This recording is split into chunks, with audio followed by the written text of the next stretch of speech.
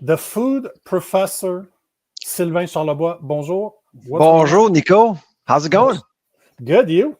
Very good. I'm actually at the cottage in just north of Montreal. It's 32 degrees, sunny out, and I'm about an hour away from being on my bike all afternoon. So life is Beautiful. It's a tough life, huh? So, Yeah. so Rob is in the east. I'm just outside Montreal. So I guess we're pretty close to each other. Yeah. Where are you, Rob? I'm in Fredericton, but I grew up in Halifax, so I'm quite familiar with Dalhousie University.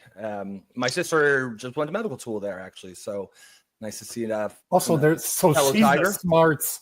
Yeah, of she's the the smart family. one in the family. Yeah, exactly. Yeah. So before we go, how do we call you? Because I like the food professor, by the way. I think it's a great name.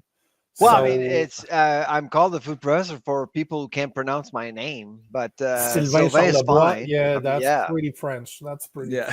It's just, Um, I the remember reason the reason why I'm called the food professor is that I think about 20 years ago, I was in Calgary and the MC at the time couldn't pronounce my name. And he actually came up with the moniker food professor. And in the audience, there was the editor of the Canadian Grocer, a well-known magazine in our field. And she came over and said, well, I loved your talk. Love to see you write an op-ed every month in our magazine. Are you up for it? Sure. But you got to call it a name. Well, I don't know how to call it. Well, I'll call you the food professor. So it stuck. It stuck. it's a great name. I agree. I like it. It's one of the guys in the comments, because we do have a lot of comments. Like you can see them at the bottom and you see them on the right. But one of the guys last week called you the food processor. The food processor. The food processor, and Yeah. I've been It's just stuck. hoping I did not mess up the introduction and call you the food processor. But Yeah, we were going over questions earlier before the show. whoops. Yeah, actually, So- it's a mistake that a lot of people make. To be Yeah. honest, yeah, because Oh. both words are pretty similar. But I do process a lot of data. So But there you go. yeah, So it but works. It my name works. is the food professor for sure. I have and if you look me up on X, my handle is the food professor on LinkedIn as well. And so It's a great name. It's absolutely a great name. So Rob and I have been talking about the dairy cartel, or the supply management that we have here in Canada, especially because Trump is always talking about it during the tariff, that as a way to try to put more tariffs on us. And I did a research, and you're the number one voice that came up to talk about this. So that's why. Thank you for being here, by the way. From what my I pleasure. see, Yeah, I was intrigued by your show. Actually, yeah, it looks great. by the way, this is the thing, right? Maybe to tell you, Rob's a liberal. I'm a conservative. So Rob, the liberals are too woke. A common sense liberal. There are some of us. It's nonsense. A common sense liberals call the conservative, right? They're not. There's not. It's not.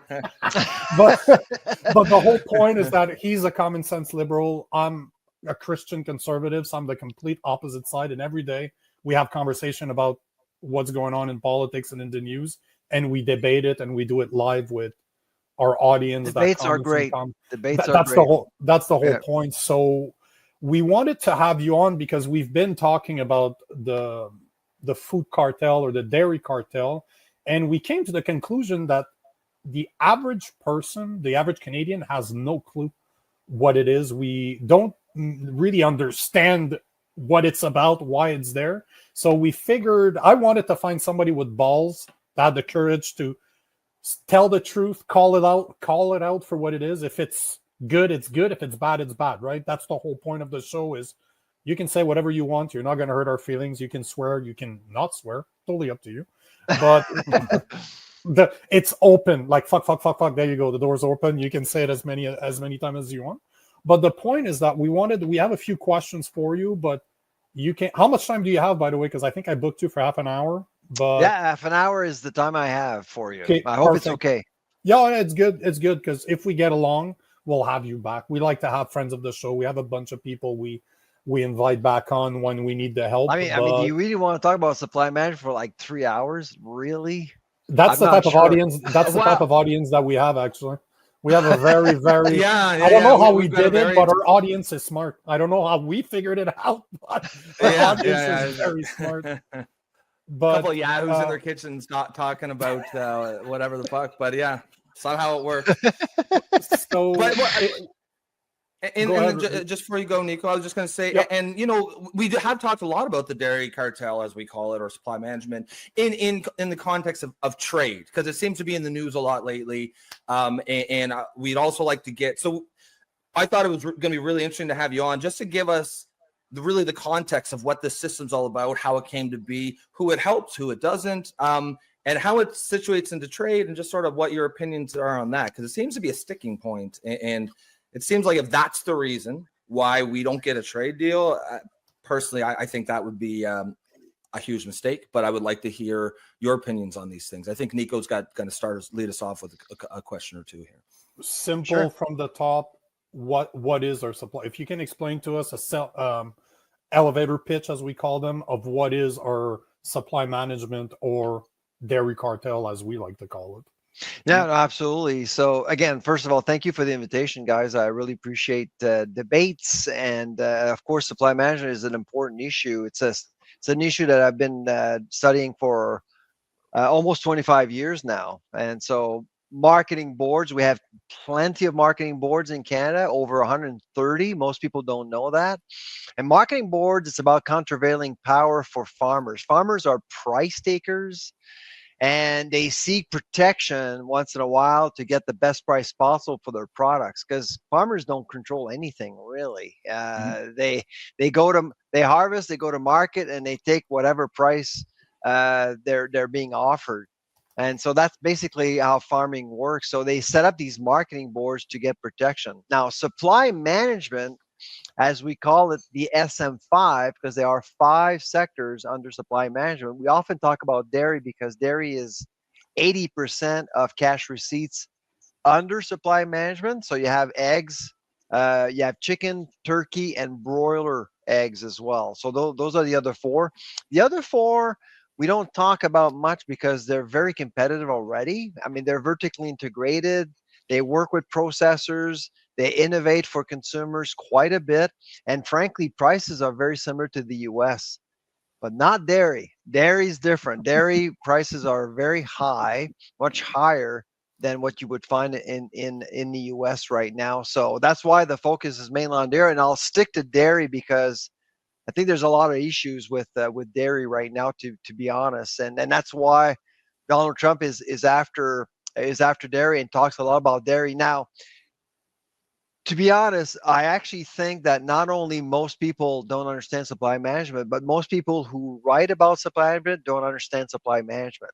And President Trump doesn't understand supply management. Most of our politicians don't understand supply management. I actually can think of about 2 or 3 politicians that do understand supply management very well, and I've actually had discussions with them one-on-one over the years. Danielle Smith is probably the one person who I know understands supply management very well. She has an opinion on it, of course, but she understands it very well. And when she was a broadcaster, a radio broadcaster, that's when her and I interacted a lot about supply management. And Maxime Bernier is the other one.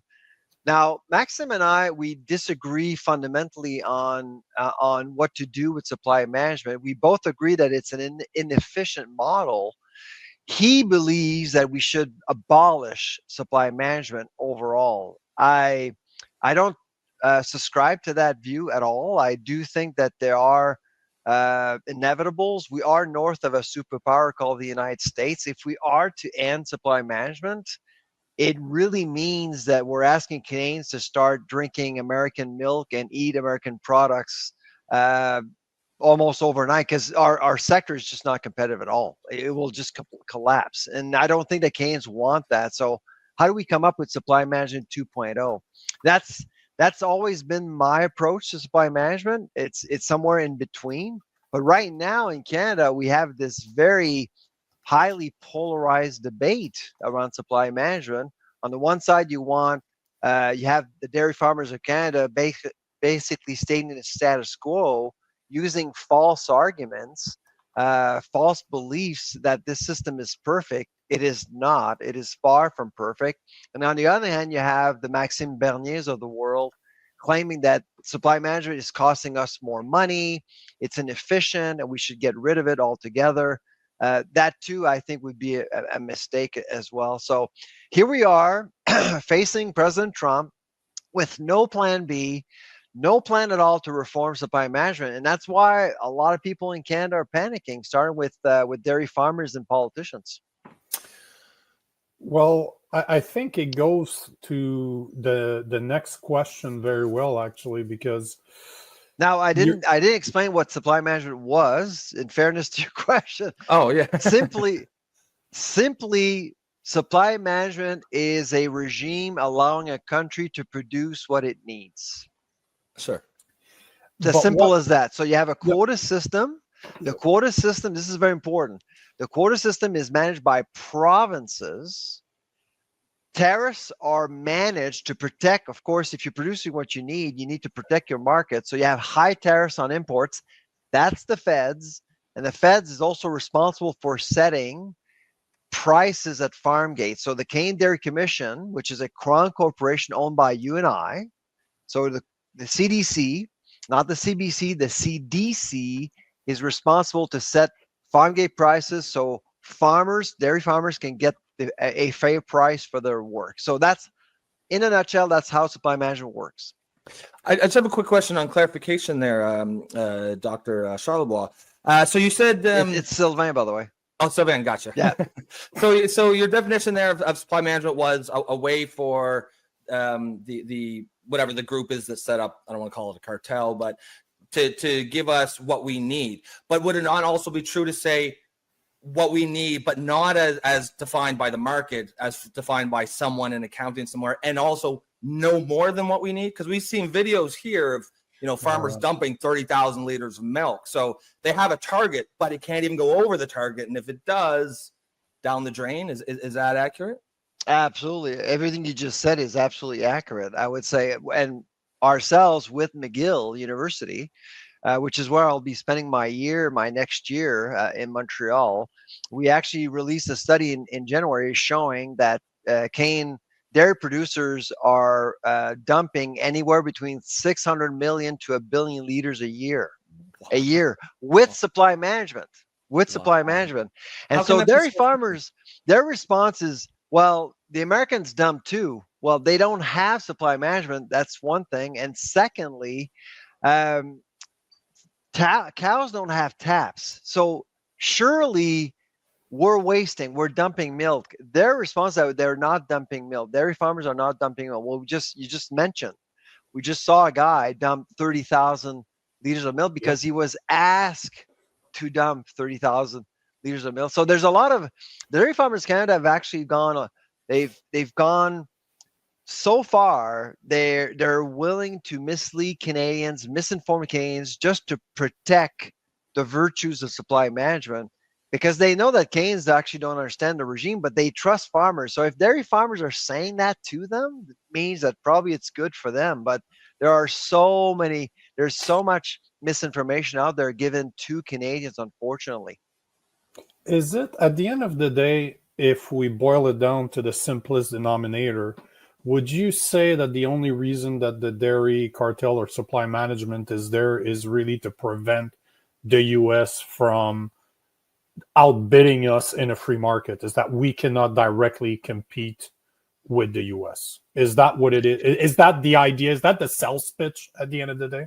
The supply management has nothing to do with the U.S. And by the way, this argument out there saying that President Trump is out there to destroy supply management, he's after supply management. He's not. It's nonsense. Anybody who said that doesn't know what exactly is going on here. Be careful. People are going to start calling you a MAGA supporter. Be careful. Yeah, the far right. Yeah. I do not care. I've been doing this for 25 years. I've been called all sorts of names. I don't care. I say what I think, and I respond to questions the best I can. The President Trump's approach to geopolitics is something that Canadians don't necessarily appreciate right now, given the information that are given to them. I don't think they understand exactly what is going on here. Donald Trump is not only a transactional president, but he doesn't believe in multilateralism. He doesn't believe that in a zero-sum game when it comes to trades. He doesn't believe any of that. And I think it's important to appreciate that and frankly respect that, because Donald Trump represents 25% of the world economy. 25%, a quarter of the world economy. We're not even at 2%. So, but Donald Trump will use wedge issues to get what he wants. And one of them for us is supply management. Like, think about it. Do you think that we want to sell more dairy to Americans and vice versa? Do you think Canadians would want more American products into their grocery stores? No. And in the US, they have too much milk. So economically, it doesn't make any sense for a president to break up supply management, but he knows now that it's really bothering Ottawa, and he knows that Ottawa is not ready for supply management 2.0, and that's why he's using supply management to get what he really wants. And what he really wants, and well, Rob just said it before I came along, resources. That's what he wants. Natural resources, and I think you hit the nail on the head there. We that's one of the themes we have here with Carney. It seems like he really misjudged Donald Trump, and he's got a certain personality. He's petty. As you said, he's transactional. He takes things personally, and we can complain about how ridiculous that is to be president and be like that. But the fact of the matter is, it is the reality on the ground. And I think Mark Carney made a miscalculation when he went into these negotiations. I think he thought he was going to more or less dealing with a typical American president, and Donald Trump is absolutely not like that. I mean, I'm not a member of any political party, and I try to see different angles to this. In fairness to Prime Minister Carney, I would say I'm not sure he misread Donald Trump. Okay. He had a legacy called the Trudeau government, and that's a really hard legacy to manage. I mean, it's been tough over the last 10 years. And Mark Carney, who is more to the right, let's be honest here, he's more of a conservative absolutely prime minister. He's inheriting a lot of baggage, and at the same time, he has this affiliation with Europe and the World Economic Forum.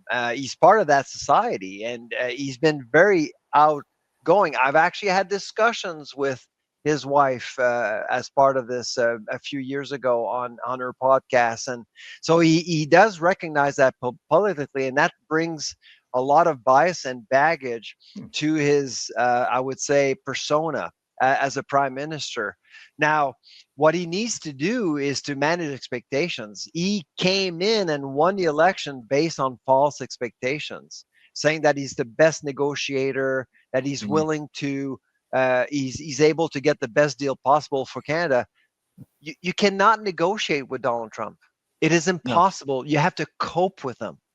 And that's the false promise. That's the one mistake he did, I would say. It's to say to Canadians, give me the mandate because I'll be tough with Donald Trump. You cannot do that. No one can. I would say all the leaders around the world, I would say that probably the top leader that I've seen performing with Trump that has done very well is President the president of Mexico. Her name escapes me. But anyways. Sheinbaum. Yes, and so she's been very forceful. She's been honest with the Mexican. I was in Mexico in February, and she's been very honest with Mexicans, saying this is going to be tough. You cannot negotiate with Trump, and she's been open with Trump, saying this is not a style I appreciate dealing with. Instead of just saying, instead of saying like Carney's been trying to play nice with Donald Trump, and he's seen now by Canadians as a two-faced prime minister, and that's something that needs to change as far as I'm concerned if he wants to deliver. The thing is he had to lie in order to win. because you cannot go from being Trudeau's economic advisor for 4 or 5 years and then arrive on the scene like a fresh face saying, I'm going to save the economy. Brother, you were involved in all. You were behind the scenes. So you're as responsible as Trudeau is. So that's the only way he was able to get in power, is to lie to Canadians, to the elbows up movement, to say, I'm going to stand up to Trump. Yet, even on a ladder, he can't stand up to Trump. So, but you're absolutely right. We don't have any leverage, right? I'm just happy that at least Harper admitted to it yesterday, because we've been saying it for 4 months now. We have no leverage, no matter what. Even if we wanted, what do we bring to the table? They buy 75% of our exports. What do we bring to the table? Zero. We need them more than they need us right now. That's a fact, right? We need to become more self-reliant.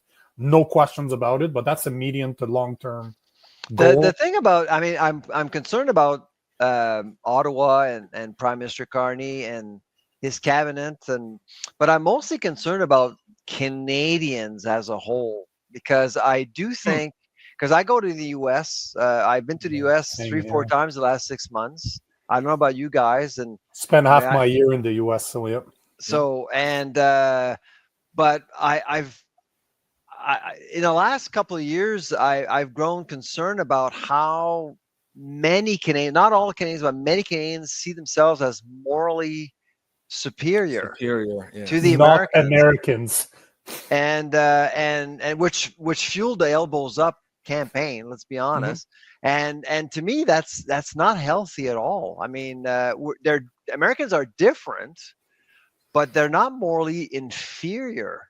And this is something that really, I think, has fueled the elbows up campaign. And Mark Carney, to your point, Nico, I think took advantage of that momentum and really didn't resist much, because it did help his political cause. And we've talked about that. And you know, you could say, sure, that was a good political strategy to get elected, but once he got elected, he surely should have pivoted. No, like kind of understood, okay, this was fine for the election, but I can't go down there elbowed. Like, I remember one of her first speeches, he seemed very, even after he won, he seemed very, just basically the vibe to me felt like, fuck America, we're going to shift over to Europe. And that seemed like a huge mistake, in my opinion. And so it was strange. Yeah, it was strange. Yeah. Do you think that there's been a pivot internally in terms of Carney's team? Because reading what the things coming out of these negotiations, it seems like they're just flummoxed. It seems like they don't know what to do. I know that your conservative audience will disagree with me, but I do think that he came out, you know, when he was elected on April 28th, he came out with a stronger cabinet than what Trudeau had, to be honest. I think I saw there are some weaknesses for sure, but it was a stronger cabinet.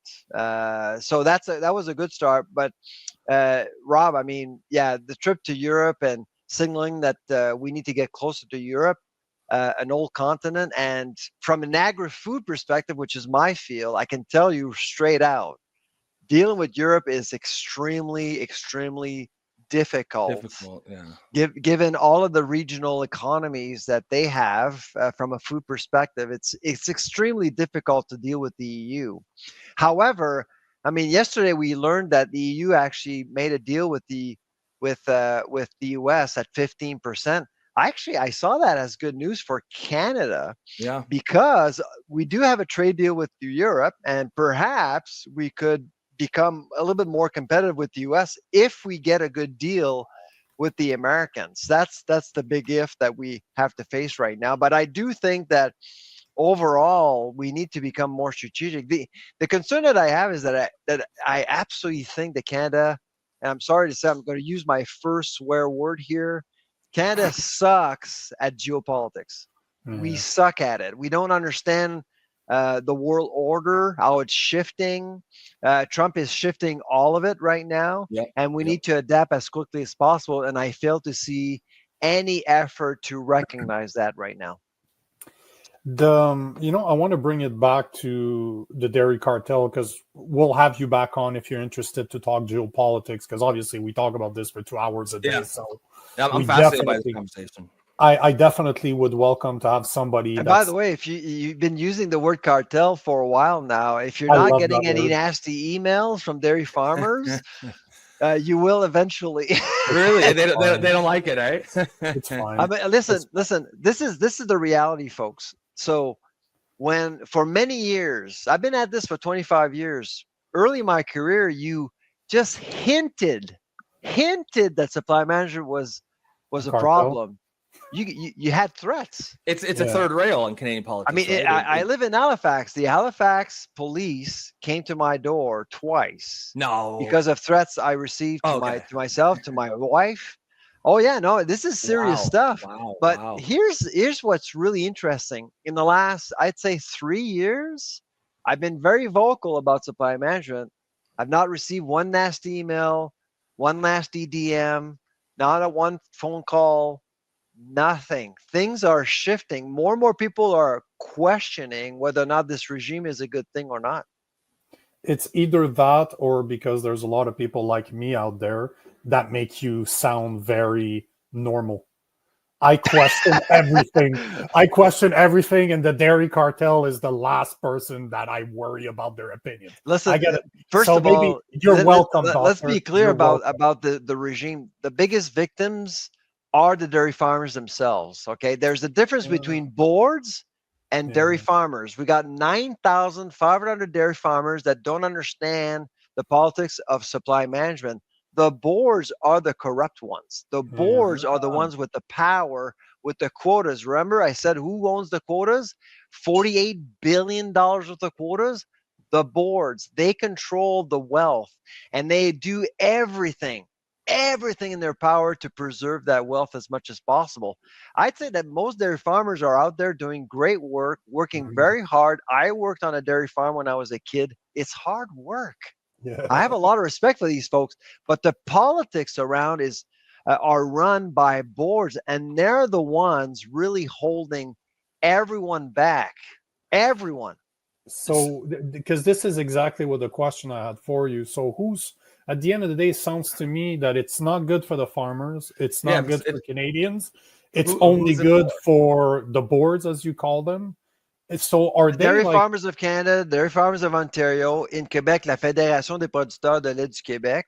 That when I say boards, those are the people yeah? sitting on those boards. Those are the ones that are after guys like me, for example.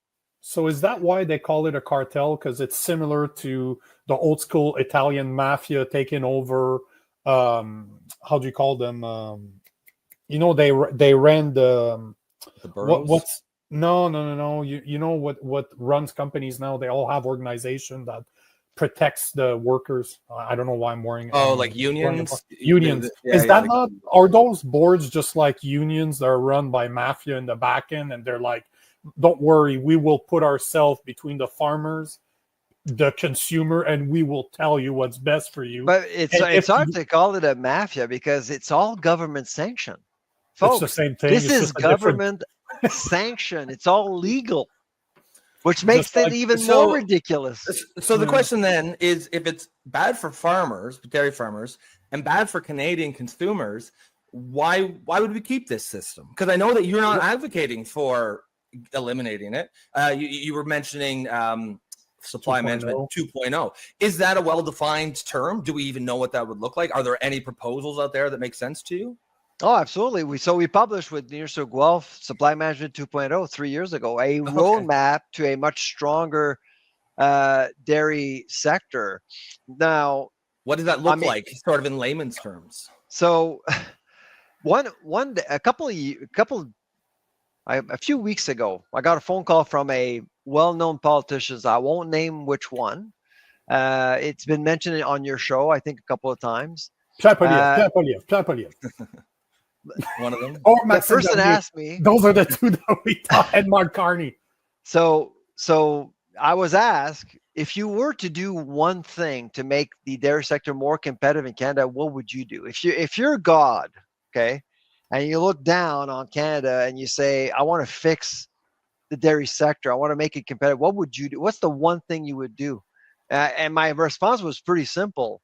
I would basically harmonize the allocation of quotas nationally. Just do that, and guess what's going to happen? Farmers wouldn't want that, because what would happen is that you would see the wealth of the dairy sector go west. Why?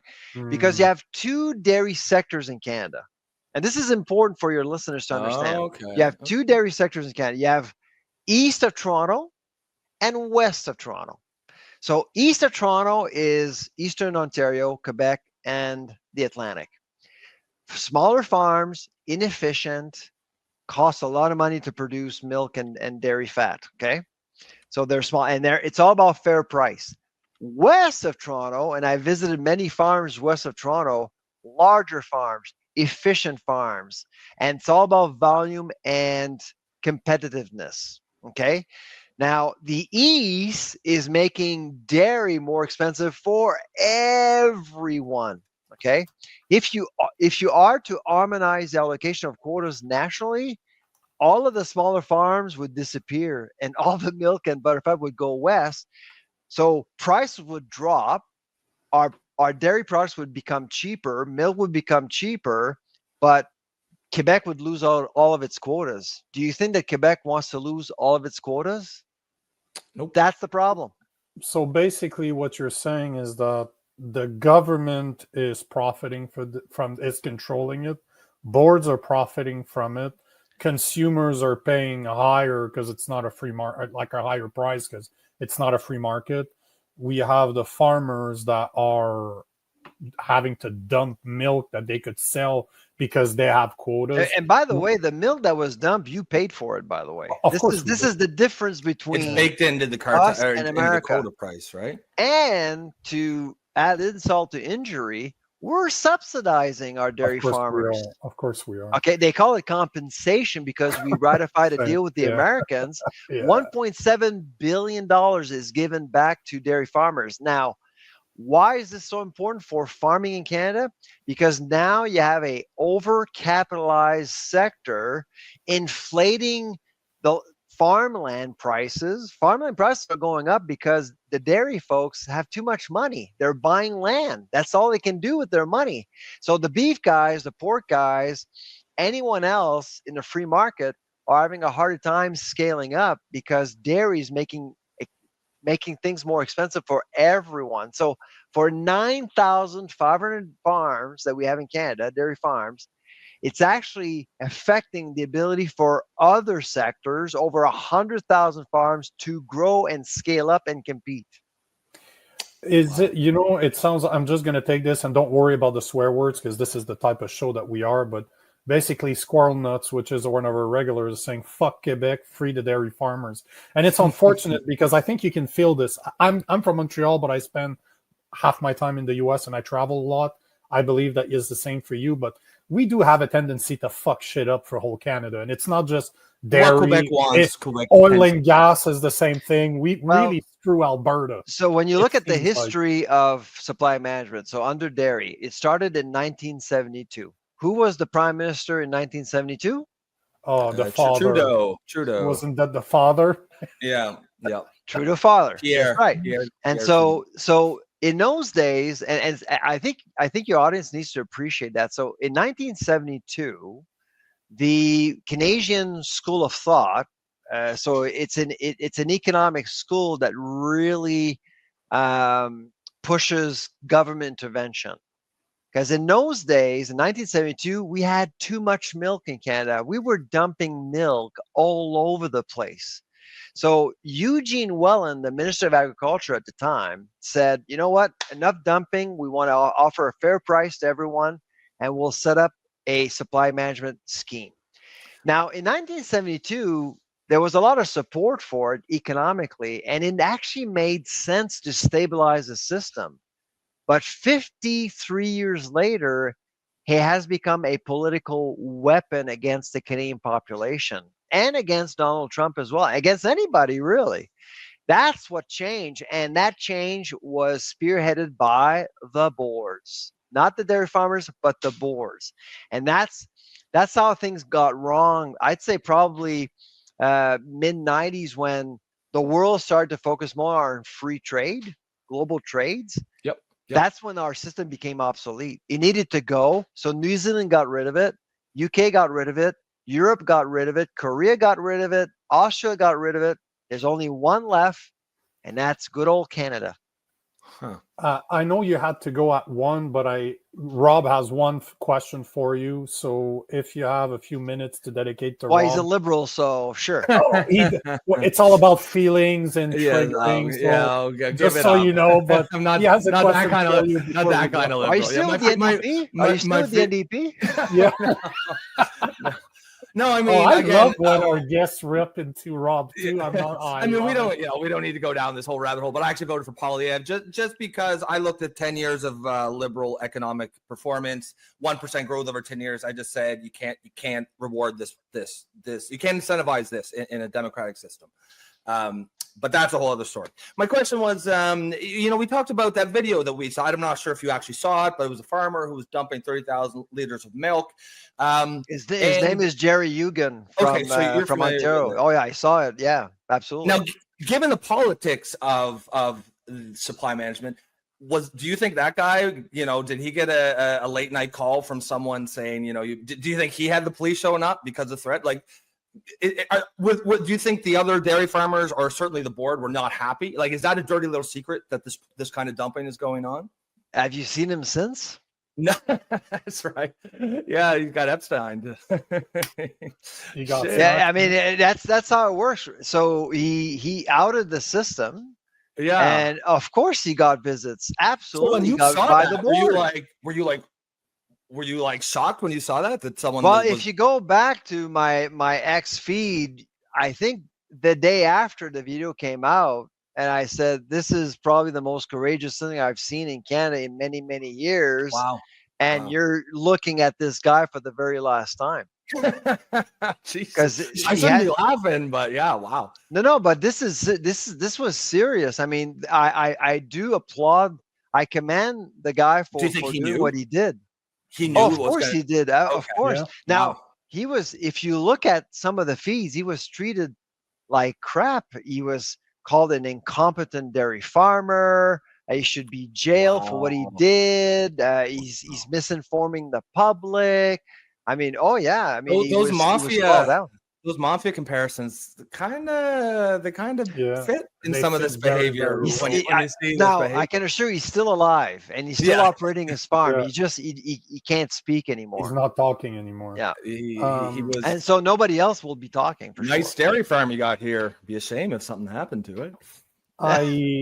I appreciate you talking about this, and I know I'm going to be annoying because we have some commenters, and this is something that I'm very healthy. I'm very careful about what I eat, and this is one thing I don't understand in Canada. And I'd like Sylvie's asking, what's your opinion on raw milk being illegal in Canada?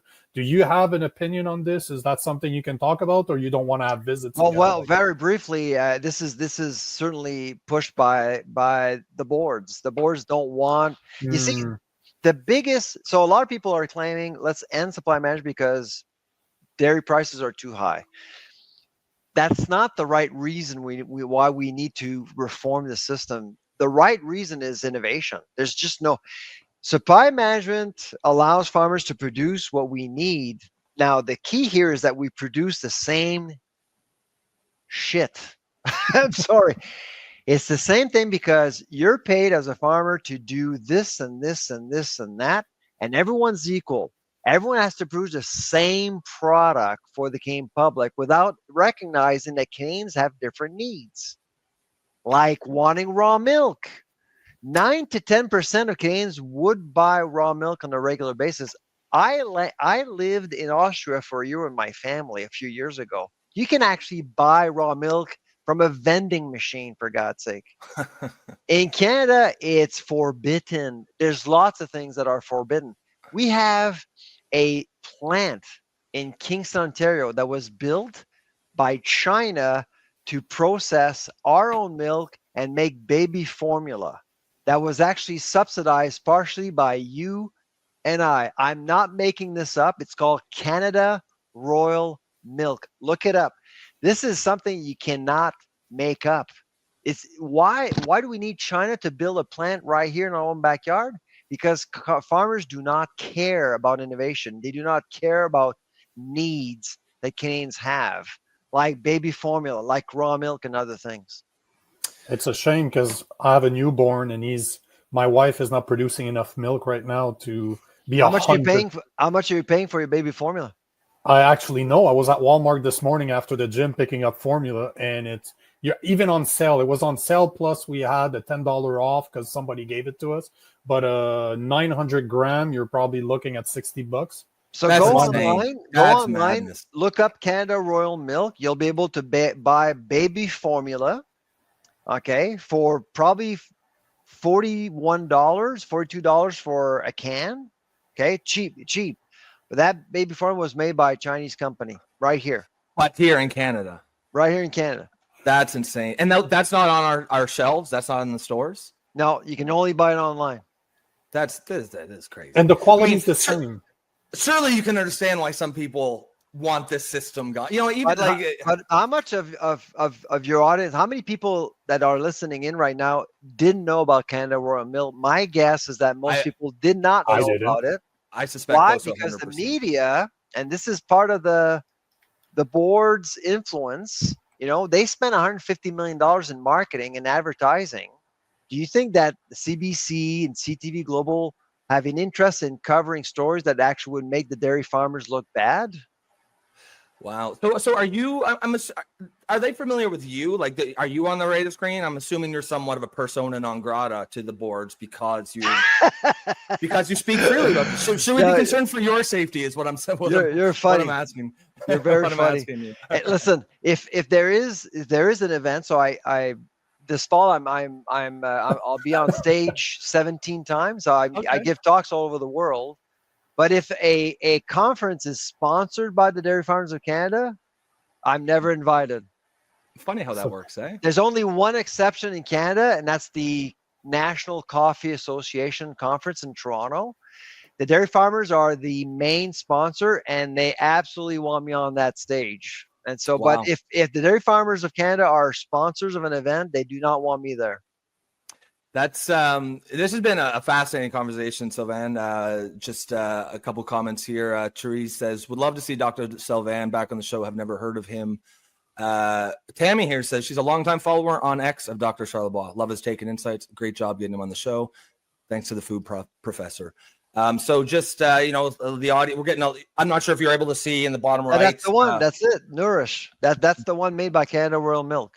And not available to us. Look at that price, $34. It is literally half the price because what I bought this morning for $55 was on sale, $8 sale. Plus, I had a $10 coupon that was given to us when we were at the hospital. So it's literally half the price, and it's about the same size. Yeah, wow.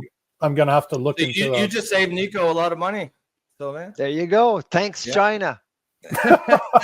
Well, Sylvain, I'll be thanking China, I'm sure. Thanks, in the next couple of years, for coming on the show. Years. All right. Yeah, this was a lot of fun. Really appreciate. Hopefully, we'll get you back. We'll talk about geopolitics next time. But yeah, I'll keep in touch with you. I definitely want to have you back on. But we really appreciate your time and enjoy your cottage. Take care, guys. Yeah. Thank you, sir. Bye-bye. Jeff Evely, what is going on, kind sir? Hey, Jeff, how's it going? Hey, guys, going good. How you doing? Not too bad. Good. Yeah. Jeff, Rob, Jeff. Nobody know each other, so nice to meet you. He's also a Baldy, so yeah. you fit right in with the Baldies. Yeah. Oh, yeah. Just a couple of three-ball guys shooting the shit. Yeah, we got a bunch of bald, bearded, beautiful bros on That's board right. Today. Yeah. Jesus. A couple of beauties. All beautiful bros. Man, that's the triple B's. Yeah, it's nice. I like to alliterate. Ball.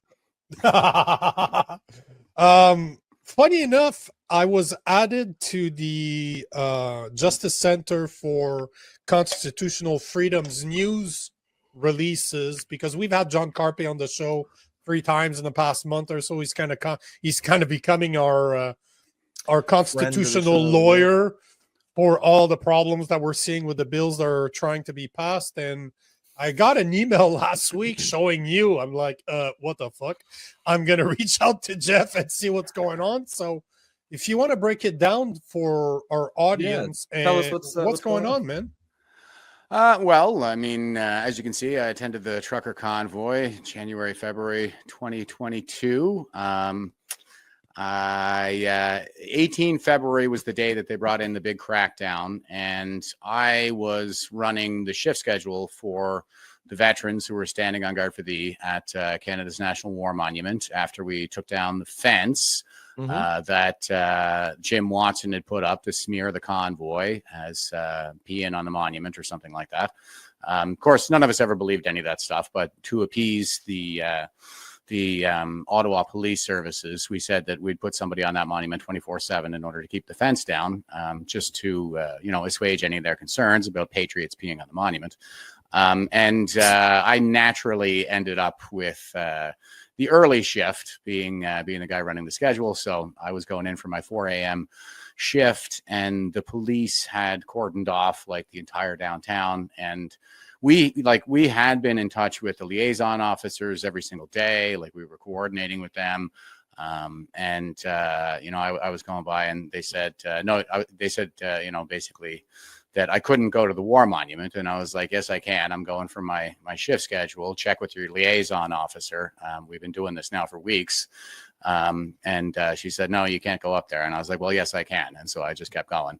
They told me to stop. I defied that illegal order by giving chase, and went down quite easily, once it was clear, like the arrest was being effected. I never had any doubt about that, and I didn't put up any kind of a fight or anything like that, but I just wanted to make sure that I satisfied my own duty to defy illegal orders before I did go down. So that's kind of what happened in a nutshell. And I was charged with mischief and obstructing as a result of that.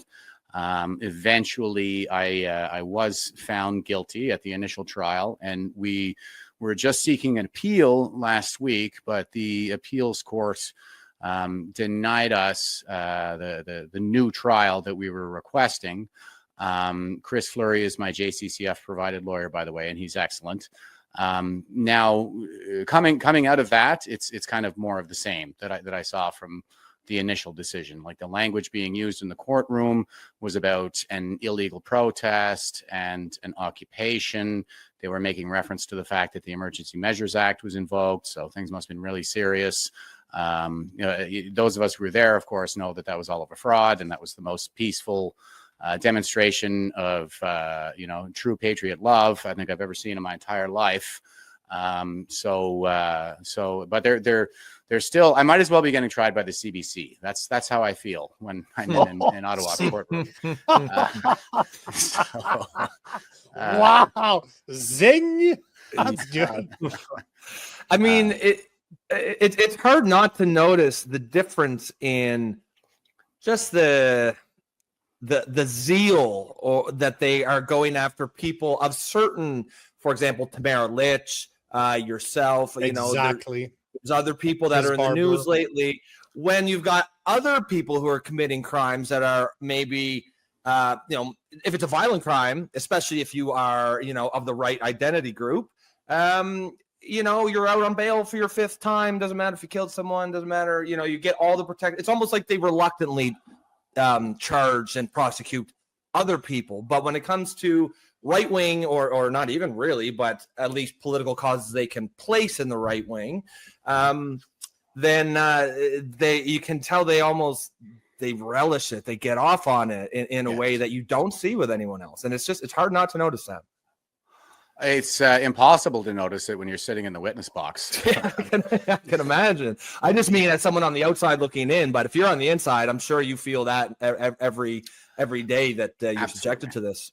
I do. And what I would say in terms of the zeal, because I think you really hit that nail on the head. That's what I was saying to Chris as well. And I did make this juxtaposition when I was retweeting the article from the JCCF too. I mean, just in the last couple of weeks, we had a guy arrested for trying to pay a 15-year-old in a hotel room for the girlfriend experience. We covered this story. Yeah. And I said something to the effect of, I can't help but feel I would have gotten a more favorable outcome if I were was engaged Indian. in that kind of behavior, as opposed to going to Canada's National War Monument wearing my war medals to as a veteran, no less, right? Yeah, Unreal. full medals, everything. Yeah. So and the thing about it is on the front, the zeal, the prosecutorial zeal front is they're relying on case law precedent that was set during the convoy. Personally, I think that it's all bad. I think they're setting nothing but bad precedent, and it's highly inappropriate for them to be relying on these cases while they're still so fresh. One example would be Rumlewski, which is one that they relied on heavily. Now with Rumlewski, he was already inside the zone. It's a little bit different than my case, but where I was on my way to the monument and he was inside the zone while they were clearing people, and he refused to leave and sat down, passive resistance, this kind of thing. So he got the same charges, mischief and obstructing. And he at the initial trial, he was found guilty of obstructing, but he was let off on the mischief. The Crown actually appealed that mischief charge, got him convicted on the appeal, and he has since passed on, so he's no longer with us, I'm afraid. But his widow is pursuing further legal action through the Supreme Court on this matter. So to my mind, as a layperson, this appears to be a live controversy, and yet it is still the precedent that they were using to convict me. So yeah, I think that that's probably the result of the kind of prosecutorial zeal that you're talking about, and it's ideological, clearly. So correct me if I'm wrong here, but obstructing, you're looking at a maximum of 2 years minus 1 day, and $5,000 fine. And you also said that you're accused of mischief, which can go to a maximum penalty of 10 years in prison if prosecuted by indictment, which I doubt that that's what happened to you. You're probably looking at a summary conviction, which is 2 years minus 1 day, right? Similar to what Tamara Litch and Chris Barber were originally looking at. But as per a post that she made yesterday, we're going to talk about it later on, or might as well fucking talk about it now. They're looking at 7 or 8 years now. So is that what you're looking at too? No, I was already sentenced, and I got a year's probation. I can't protest in Ottawa during that probationary period, and I have to do 50 hours community service. But even the community service was sort of misapplied. Like, it's not supposed to be a punishment. It's supposed to be some kind of like character development thing. And I have Are you going to work at the CBC? Obviously. But we just character reference. I provided character references, at the initial trial, and they showed that I have been heavily engaged in community volunteering like my entire adult life. I had 12 years of coaching sports. I helped homeless veterans off the streets of Ottawa for my last 3 years in the military. And somehow it seems that I just need to do, in addition to the tens of thousands of hours I've already put in, I have to do another 50 in order to redeem myself. So I just find it's all very wrongheaded. Did you see the new, because you were shaking your head since I'm pretty sure you're aware of this, but I wanted to talk about it, so I might as well get your opinion on it while you're here. But Tamara Litch posted, when was it? Yesterday? No, 2 days ago on Saturday, that we learned that last evening the Crown was submitted their materials to our legal teams for our upcoming sentence and hearing. They are seeking a 7-year prison sentence for myself and 8 years for Chris Barber. That's wild.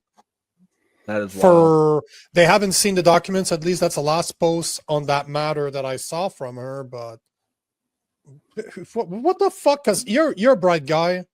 We've spoken before, so I know who I'm dealing with here. But what the fuck is going on with Canada's justice system? Would you say that it's been weaponized against protesters?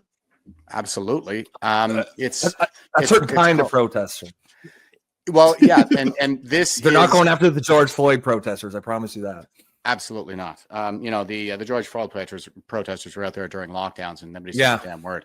And it's called liberating tolerance, as per Herbert Marcuse, who is one of the Marxist professors of the Frankfurt School. That, and the Frankfurt School is kind of notorious for taking Marxism kind of to the next level, and it's really more about ideological subversion and institutional capture and these kinds of things these days than it is about any kind of like open conflict. So Herbert Marcuse wrote an essay, I think back in the 60s, where he talked about liberating tolerance, which to those of us who are not on the left is really more like repressive tolerance. Because it's carte blanche for left-wing causes with brutal repression for anything right-wing, or as you said, Robs, anything perceived as right-wing. Yep. I don't know that the convoy was necessarily a right-wing protest. Yeah, that's why I made that correction. Yeah, it's not really, Yeah. but I think they were able to place it in that box. Anybody who stands It up for the wasn't communist woke. agenda. Yeah, It wasn't woke, right? So as Correct. soon as you're not woke, you're considered right now. So You're like an Well, I enemy mean, of I the get state. that all the time. I am a liberal, but I'm a common sense one. I'm not woke, and I get called all the time right wing by other people on the left. So it's just, if you're not ideologically pure, if you're not one of us, you're one of them. It is that it's a tribe. It's a political Absolutely. tribe, and I would recommend Yale professor Amy Chua's book, "Political Tribes," on this, where she, I think, quite effectively makes the case that politics is tribal, and the communists know it. This is exactly what they did in Venezuela, where they have a white minority, but a white market dominant minority. This is another important piece too, is that humanity essentially hates market dominant minorities, and what Hugo Chavez did is he got up there and he said, my skin is dark, my lips are big, this kind of thing. So he would relate to the majority Venezuelan population, who were a mix of Amero-Indian and Black. And that's what he is he's a mixed race Amero-Indian Black guy. And so he got up there in front of everybody and made it all about race. And now we have this like socialism, which really plays to the tribal impulse in humans. In Venezuela, and as you can see, it's absolute devastation. here's a comment that I'd like to get your opinion on. Carly Hamilton is saying it has definitely been weaponized against Tamara Litch and Chris Barber. They've also made Canadians afraid to protest about anything, and therefore can do anything they want without fear of reprisal. So the question I have for you is, will that stop you from protesting in the future? I was a co-organizer for the 1 million March for Children. Lobbing up nationally. softballs here. Here you go. I know Jeff, right? I know Yeah, what the yeah. answer is. Yeah. You guys don't. I'm just Like they say, I'm introducing Jeff. Like they say about lawyers, no good lawyer asks a question he doesn't already know the answer to. But go ahead, Jeff. So I haven't let it stop me. I've been all over the protest scene in the last couple of years. I've been a little quiet on that scene lately because I'm dealing with this and other court cases. I kind of saw that key battle space shifting from the cultural into the legal, and then it was in the political, and I ran in the last election. Now I'm just tying up some loose ends with the election and the some of these court cases that I have, but I want to get back into the cultural battle space because I see it's kind of shifted back there now. And I was a co-organizer nationally for the 1 Million March for Children. I ran the counterintelligence cell for them during the lead up, and I was lead marshal at the Toronto protest. So that's just one example of many protests that I've been involved with, even since the convoy. And that one, I think, was bigger. Like nationally, we probably had 1.5 million, according to our CEO. So yeah, I'm not letting it slow me down at all. I mean, I think the key to this thing, it's like it's just like when you're standing up to a bully, when you're standing up to a tyrant, because at the end of the day, that's what a tyrant is. He's a bully, and as you can see, they're just as insecure as you would expect. Mm-hmm. But when you're standing up to a bully, there's two things that you got to do. Number one, talk to him like he's nothing. You don't give him any respect, any deference, not one bit, not whatsoever. And number two, because he's just going to see it as weakness. Number two, always double down. So whatever he's doing to you, you just do it right back to him. And I lean into these things. So when they're coming after me and trying to shut me down for engaging in protest, I protest even harder. And I think that's how we win. Yeah, that's I think that's an excellent answer to that. And just to add on, I think to this comment from Carly, And I think it's important to get this point out for anyone who is, whether you're a classical liberal like myself or on the right, or you just really support free speech and you're involved in these sorts of protests, is much of these things. And, you know, we were talking to John Carpe, and one thing that keeps coming up is the process often is the punishment. Now, you're somewhat in a unique position where they actually have gone through with charges and you've got a conviction. A lot of times they don't go that far, right? They just the process becomes a punishment. Maybe after 12 months investigation, you've spent $20,000 on lawyers, barely gotten a good sleep at night because you're so stressed. Then they're like, oh, okay, we're going to drop charges. And then they can be like, hey, look, no harm, no foul. The charges were dropped, right? But I think that's exactly what Carly was getting to. And she followed up with that. She says, I think it has stopped a lot of people. And I think she's right. But it is encouraging to see that there's also another personality type who, when they get this kind of treatment, that makes it worse. That for them, like these people double down, like yourself. And it's really encouraging to see that there are people like that out there. Thank you. And yeah, I mean, just as an example, sort of what you're talking about too, we saw this with the mandates, and one of the court cases I'm involved in here in Nova Scotia is, before the convoy, I had been arrested twice for not wearing a mask and refused service multiple other times. And I submitted Nova Scotia human rights complaints for every time I was refused service and or arrested. And of course they just said, yeah, go away. And I said, well, that's not good enough, and submitted a judicial review to bring them to take them to task. And now I'm having to appeal the results of that judicial review. But most of the people, I think, who got involved in that or who stood up to it at all, once they got that $2,600 fine, they were like, it's cheaper to pay this than to pay a lawyer. Mm-hmm. I self-represented, and that's what I've been doing. Yeah, you can absolutely do that. And, I'm not trying to pat myself on the back too hard here or anything like that, guys. But, we have a lot of really good tools out there that weren't available even just a few years ago. I have like ChatGPT for law. You can use Grok. You can use, any number. I run it through a bunch of AIs and see what I can come up with. That's not the finished product, of course. You can't really treat AI like that. But holy smokes. It's a powerful tool, man. It's a powerful tool. So, yep. What's next? So what's next for you, man? Yeah. What do we got next? So I have to have my next submissions for my appeal here in Nova Scotia with the Nova Scotia Human Rights Commission in at the end of the month. Also at the end of the month, I have to have some paperwork in to wrap up my election experience out here in Nova Scotia. And then I have a date for my appeal here in Nova Scotia, 8 October. I should have my election finance stuff like wrapped up by then. And then I want to get back into podcasting, social influencing, this kind of thing, because that's really what I was doing post convoy. I did a lot of podcasting. I miss doing it. I find that it's therapeutic. It helps to just talk about this stuff and kind of get it out there. And people have been asking me like, hey, when are you coming back? Like they seem to be hungry for this kind of content. And of course, I bring a bit of a unique perspective on things, just with my life's experience in the military and so forth. So I think I'm going to go back hard into the cultural battle space. And I just post-election actually had all of my paperwork set up. We have a new Nova Scotia East PPC Association all stood up here. So I have all kinds of things on my plate, perpetually biting off more than I can chew.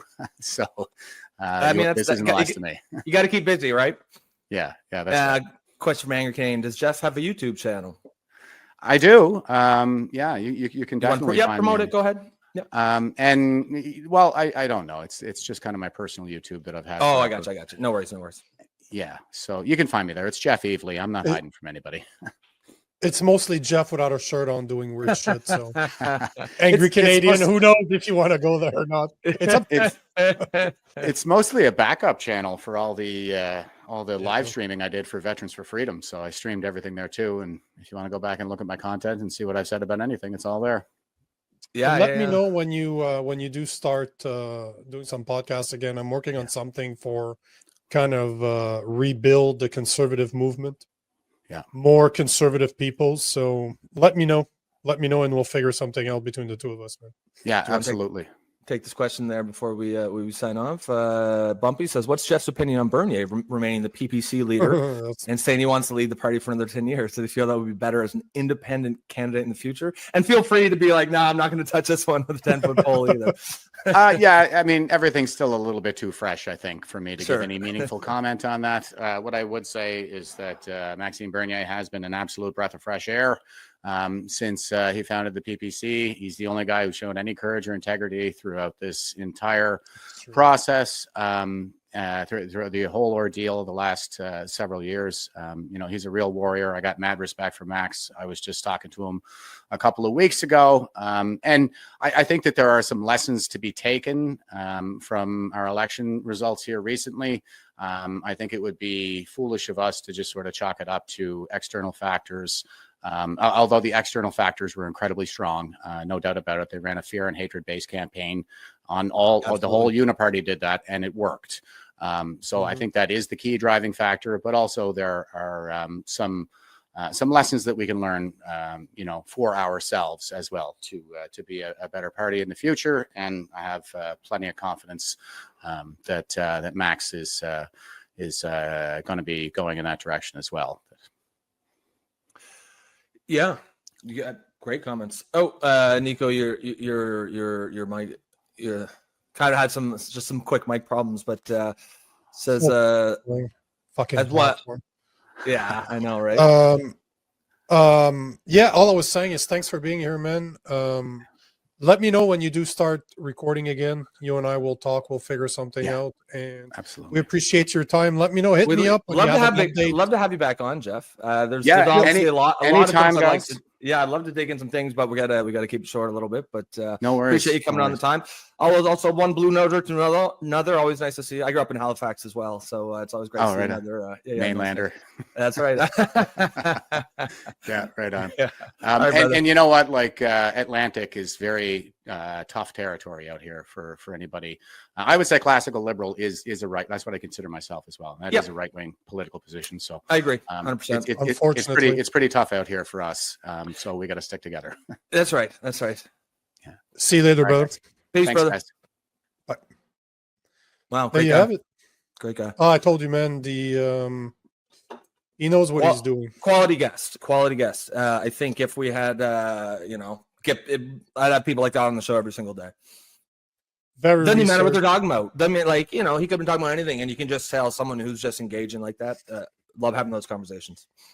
So, what do you guys think in the comment section? What did you think of Jeff? Did you know Jeff?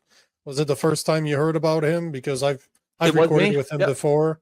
Yeah, it was me. There was a comment somewhere. Where the hell did the comment go? Why am I seeing comments on the left that I'm not seeing on the right? That's very interesting. Purple Magic. It's coming from X. Purple Magic saying, "The bald and the beautiful." Yeah, you guys should do a show together. Yeah, I'm working on something right now. That would be a great show. The bald and the beautiful. So who's the beautiful? Because we're That's both right. bald. So we're both what should it be? The ugly, the bald, and the beautiful. Yeah. We don't say who's who. It'll change by the day. Yeah. Yeah. But how'd you guys like him? I mean, I got a feeling like I think that there's a lot of comments coming for him. I think I got a feeling like the viewers there. I think the chat liked him a lot. I liked him a lot. I just know all the time in the world for that kind of guy. No nonsense, straight shooter. I think the moment we're in, guys like that are going to be a linchpin. And I think there's inspiration you can take from that. We talked a little bit there about how the process often is a punishment. And it does, as who was it, Carly Hamilton said, I think it has stopped a lot of people. Undoubtedly it has. It for sure does. For most people, and we've talked about this before, most people don't care about politics and they don't want to care. They want to live their lives with as little government interference as possible. Sometimes government interference makes it so you can't ignore that. You have to go out there. But when they start slapping $6,000 fines, there's a lot of people who are gonna be like, I'm just not gonna go. I'm not gonna deal with it. But that's exactly what they want, and that's exactly why they do it, and that's exactly why people like Jeff are so crucial. And when I say people like Jeff, I just mean people who when they get thrown that kind of shit, they don't back down, they double down. And I think there's there's been we've talked a lot about this fourth turning, right? You've heard that meme quote, right? And I'm sure I'll fuck it up, but it's like weak men create hard times, hard times create strong men. Yeah, maybe you probably know. Hard times create strong men, strong men create good times create weak men create hard times. That's right. And when you see guys like Jeff, that's what they mean by a hard man. Doesn't necessarily mean a guy that's going around kicking everyone's ass, although I'm sure he could do that too. But just guys who go out there and do what needs to be done, regardless of consequences. This is, during COVID, I realized that I would stand up for my rights no matter what it meant. And I'm kind of happy that happened because it showed something about me. Now those things, like he's saying, 100. No, it exposes. It wasn't building. It was already there. I just didn't know. Yeah. Right. Because it's easy to say, oh, I'm going to do this, I'm going to do that outside of the situation when you're not being hit with something, when your livelihood is not in peril. And I just said, you know what? Fuck you all. I'm going to trust my gut on that one. And I love guys like Jeff because those are people that I know. Again, I've said this before, but the zombie team, right? That's a guy I'd have on my zombie apocalypse team. Because yeah. I know. I'd go to war with a guy like him. And you know what? As an ex-military guy myself, one thing that stood out for me, and I think a lot of people might miss this, but you remember he was talking about they were doing shifts at the memorial, right? And he said, I was the one doing the shift list, and he was the one that was up 4 a.m. And like right away, I was like, that's leadership right there. Like that's a leader. Because in the military, you see it all the time. It's a small thing, but man, I'm telling you, you're out there in winter exercise, it's minus 30. You don't want to get up at 2 a.m. And the guy making the list very often gives himself the nice cushy shift at 8 p.m. to 10 p.m., right? And all the other guys. And that's a small thing, but it shows character. I'm sure Jeff didn't even think about that, but there are leaders in the military who do that. The doo-doo, yeah, I see you smiling. It's the guys that lead from the front. I'm gonna, we got to do something hard, but I'm gonna be right there with you. And I'm telling you, in the military, and not just military, anywhere where there's leadership, those guys, you'll follow those guys. You charge with those guys into a machine gun nest. You follow those guys into war, and that jumped out at me right away.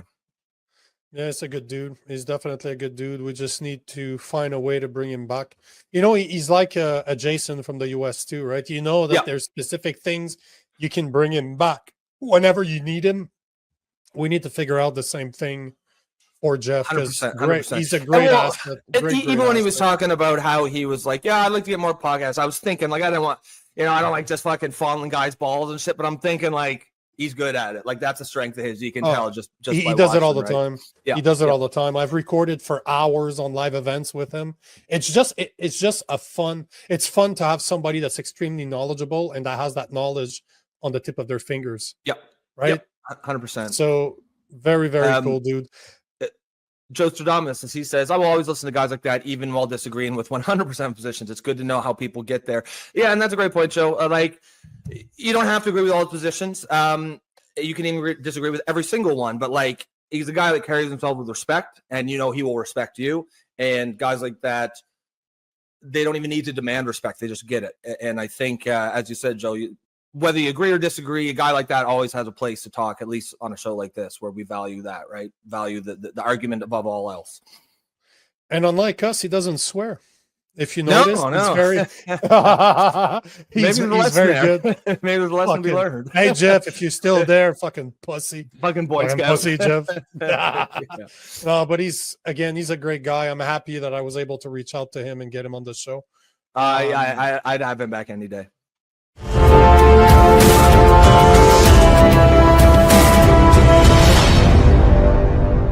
Hello, folks. Here we are. We're still in Montreal, and we're having another conversation with a Montrealer, Quebecer, who also travels to the U.S. a lot on his podcast. He's out there with media, and he wants to make sure the conversations are fair, unbiased, and out there. His name is Nico Lagan, and you can find him on the Political Orphans, along with his partner Rob. We'll get into his name, and other shows that he does. He is very open to having conversations all over the U.S. and Canada. He is very in tune with good-hearted people, and he makes sure that he has fair conversations. He's very entertaining, and he's very outspoken. Hello, Nico. How are you doing today? Very entertaining. Yeah, I like it. What's going on, man? Yeah. Well, thanks a lot for having me here in Montreal. I was checking out your place, met your wife, and we have a cell phone on the table here because at any moment that thing can buzz. What's expected? Yeah, 37 weeks, 37 and a half, I think. Your so first? it's literally whenever at this point. So if you have to go, you have to go. We'll understand. Especially in Yeah. Alberta, we want to repopulate the right way. Yeah, because we need 2.1 minimum, and we're getting replaced right now, so we definitely need to do better. So your show with Rob, what was his last name? Rob Ambrose. And what brought that show on? You know, I'm a conservative. I'm a Christian conservative, so I'm technically far right. I'm a Nazi. I am homophobe. I am all the words you want because I'm nowhere to be a lefty. And I've been creating content for years now, and I realized that there needs to be a conversation for the people on the left, traditionally on the left, traditionally on the right, because, you know, if you take a look at our last election, a lot of liberals don't feel that the party represents them anymore. The Conservative Party definitely does not represent me. So I wanted to have somebody that considers themselves a liberal so that we could have a conversation about everything that's trending in the news, so especially politics, and open that conversation between two people that should disagree. But then we've been doing it six, 7 months now, doing it 2 hours a day, live every day, and it's very interesting how, if you consider the bell curve, like people agree on about 75% of things, and it's absolutely right. So even though he's a liberal, I'm a conservative, I would say that we agree on about 75-80% of stuff. We often see the same problems, but the result or the solution is different. We think the solution should be different, but it's very interesting because most of the time when we see a problem, we're like, yeah, we agree that it's problematic.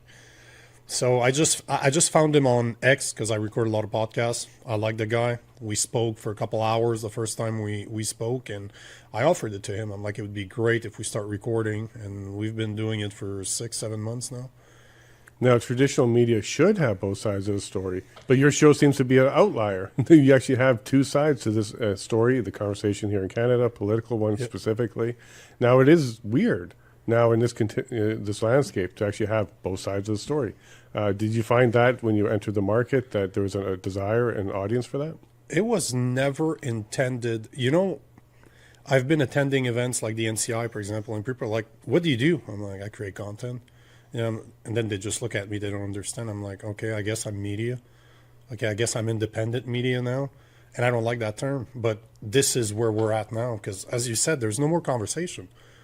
If you're looking at CBC, literally CBC said during the election, we're a few seats away from a majority. The host on the show of CBC said that we're a few seats away from a majority. And Rob and I were covering it, and we're looking at each other. We're like, excuse me? You don't work for the Liberal government, at least. That's the image that you should portray since you're publicly funded. But this is all we have. Like, unlike the U.S., you know, in the U.S. you have Fox, you have MSNBC, and technically they're the same, but they're not. Like, they like different people. But we don't have that in Canada. Like, you don't have a right wing. You have a Rebel News, for example, that's as right as you're going to get, but it's independent. But even Rebel News don't have lefties on their show. You don't have righties on lefty shows. So there's definitely a hole in the market, and nobody else is doing what Rob and I are doing right now. Like, nobody else is doing it. And we're just two guys that do a lot of research that see that there's a problem, and we wanted to open that space where people could talk. Because the thing with our show is not just Rob and I talking. Like, I would say out of 2 hours, we probably take comments for about an hour. Like, we really think about old school AM radio. I'm a big fan of AM radio, and that's what I had in mind. Like, create a show that is online that people can call in. Instead of calling in, They comment, they leave comment on the show, and we just respond to them. We have conversations with people literally an hour out of 2 hours every day. We have a question of the day, depending on what's going on. So we really are trying to build a place where people can show up and have their voice heard. Because how many people out there are political orphans? I don't have a party that represents me. I don't. Rob doesn't feel represented by the Liberal. He voted Conservative at the last election. So as a Liberal, he voted Conservative. But let's not lie to each other. Pierre Poilievre is a Liberal. He's not a Conservative, he's a Liberal. But at the same time, you're starting to see that switch. And there's so many people out there that are political outliers. Like I'm building a plot, like I make millions and millions of views just on Instagram alone. And I've been talking the way that I do now for years. I've never walked the political party line. And I would say that I'm the hardest critic in Canada of Pierre Poilievre. I've called him out so much because he's not a real conservative. And I get hated. Right now, I'm getting as hated from the left as I am from the right. So I must be doing something right, right? That is the litmus test now, is when both sides hate you. When you get into the hate online and even death threats and stuff like that. Yep. Like, you are the reason why we're going to get a Liberal government. 100%. Because, yeah, we hear all these as well. Now, one of the things that I really enjoyed about your show is it feels less like you're propagating a narrative. You're more research and information and more investigative even. Like you're getting into the issue and bringing that information forward. That's a new type of format. I haven't seen much of that in Canada. We do deep dives all the time. So the Liberal has proposed Bill C5, Bill C2. Before anybody else was talking about it, Rob and I had read the 140-page Bill C2, for example. We had run through it, and we had produced 2 episodes. 1, an overview. 2, we realized after the overview, we're like, yeah, we need to deep dive into it.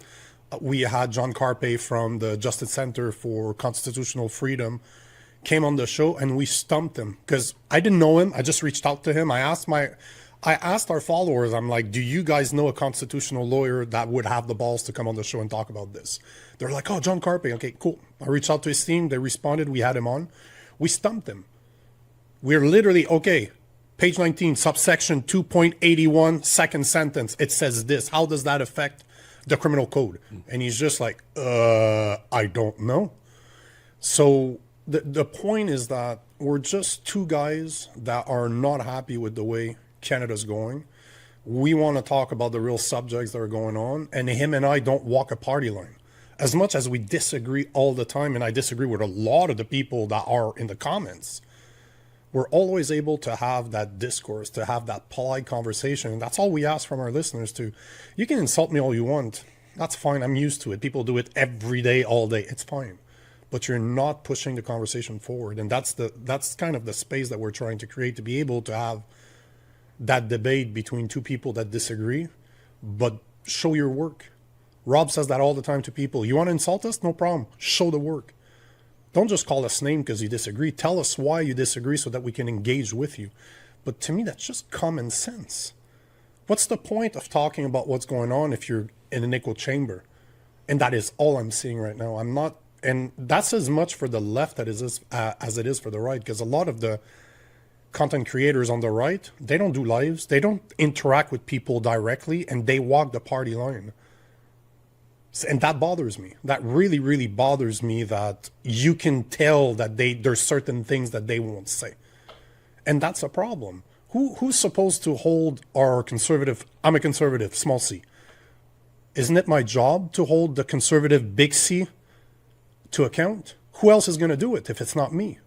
I'm not a yes man. If I disagree with you, I disagree with you, and I'll tell you why. So why are we not doing that more? It blows my mind that it needs 2 yahoos like Rob and I to do this.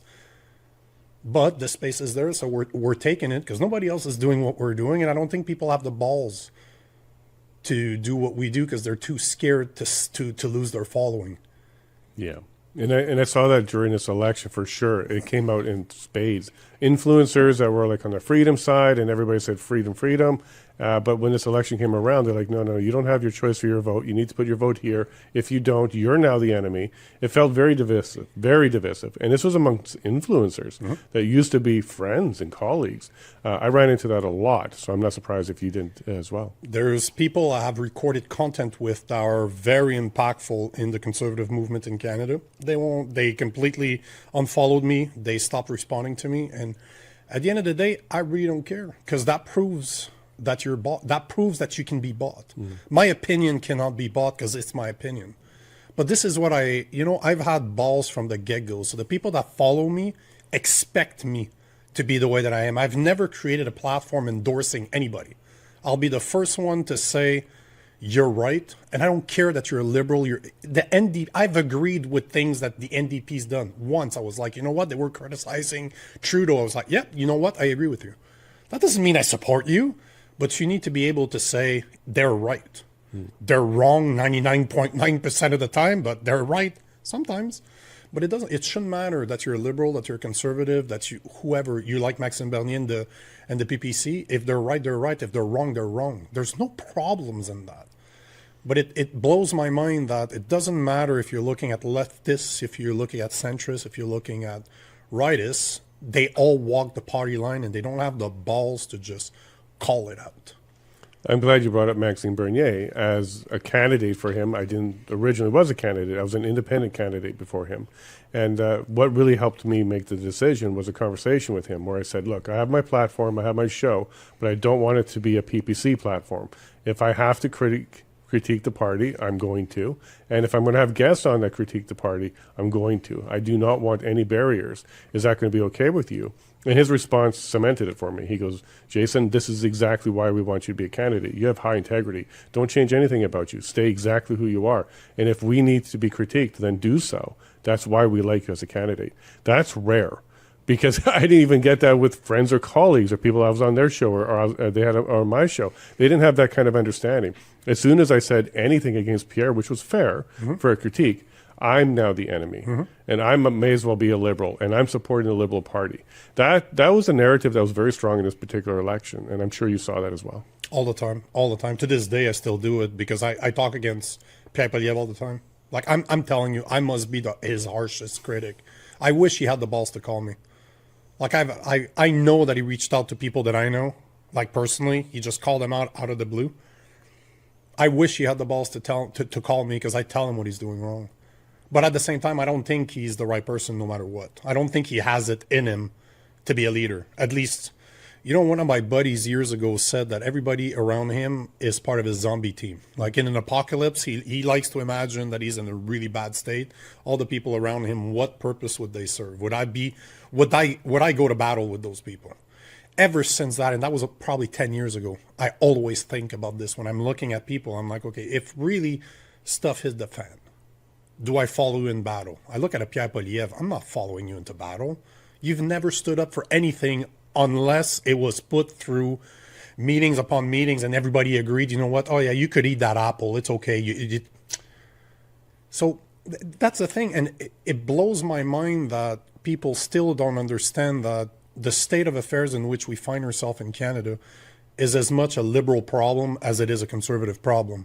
Because if we had real conservatives that would stand up for real conservative values like men don't belong in women's sports, which is the #1 swing topic in the US, Donald Trump won because he took a stance on that. Not the immigration, not the economy, because he had the balls to say that women don't have penises. Pierre Poilievre doesn't have the balls to say that. Yeah. How insane is it? Tell me one person that is a conservative or a common sense liberal that would disagree with that statement. He would have probably won the election if he had the balls to say that. And if I say that he lacks balls for not saying it, I'm the problem. Come on. Like, as much as I like Maxime Bernier, there's things that he stands for that I don't stand for. I don't understand why he still has, as a Frenchie, I don't understand why he still has such a thick French accent. Because that's not going to work in the West. Ontario people right now don't want to vote for a guy with a thick French accent. But I agree with his policies. I haven't heard anything that he said that I disagreed with. But even him, there's things he should have done to get better. But he's still the guy I like the most out of everybody. So you see what I mean? Me saying that is no disrespect towards him. It's a fact. If you want to win, he's never going to win with that French accent. Does that mean I hate the guy? Does that mean I don't condone what he does? No. There's always things. You need to be able to criticize your leaders. Who else is going to do it if I don't? If you don't? And does that make you your enemy? Because you were a PPC member, if you hear me say that Maxime Bernier is not perfect, that he has flaws that he should work on, does that mean we can't talk anymore? No, absolutely not. And what I like about constructive criticism, and it comes from the place of actually trying to do better. I'm a Frenchie. I'm a Frenchie with a French accent. I'm telling you, I've worked for 2 decades on my French accent to make sure that, yes, I have an accent. I always will have one.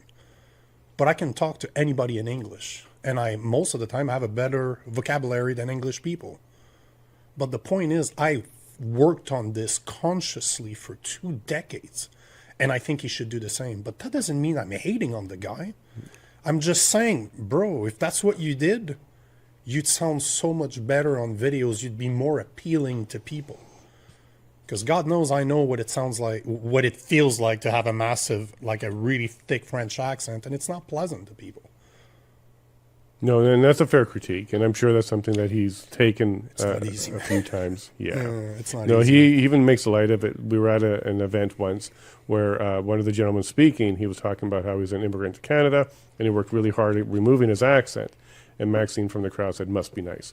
So he totally understands that it's something that's a bit of a crutch for him. But that is a good leader. See, I have more respect for him right now knowing that he did that. Yeah. Because that is the same critique I got 20 years ago when I first started working in the call center and I was picking up the phone and I could barely speak English.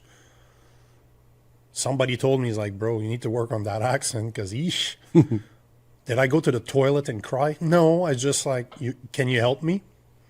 C'est bon. Very good. No, but it's true, though. That immigrant that learned English that doesn't have an accent anymore, that's the type of guy Maxime Bernier should learn from. How'd you do it? That means you did it. That means I can do it, too.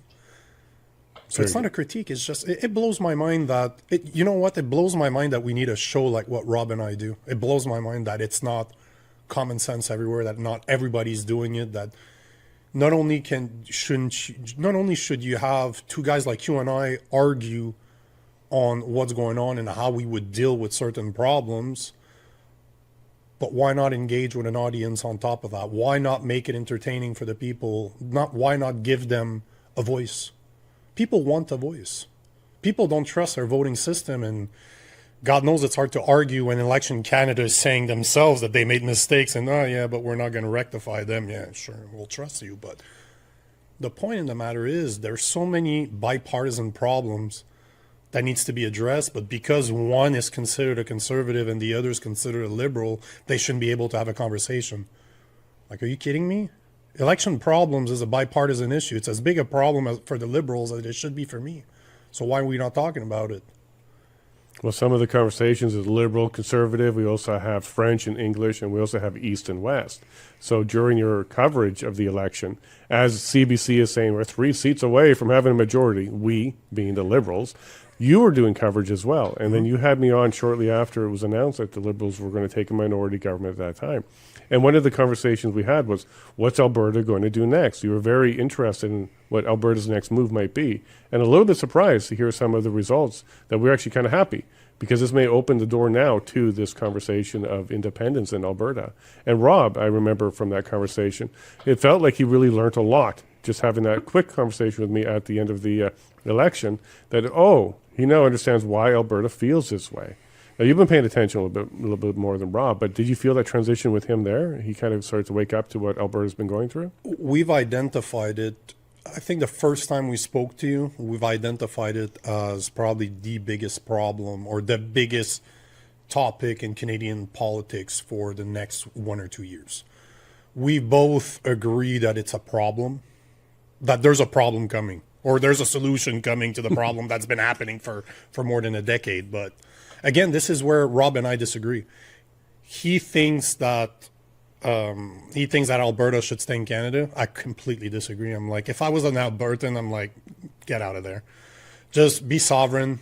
Be sovereign or become the 51st state. Do what's best for you, because clearly Ottawa doesn't care about you. And it blows my mind that you guys are so patient.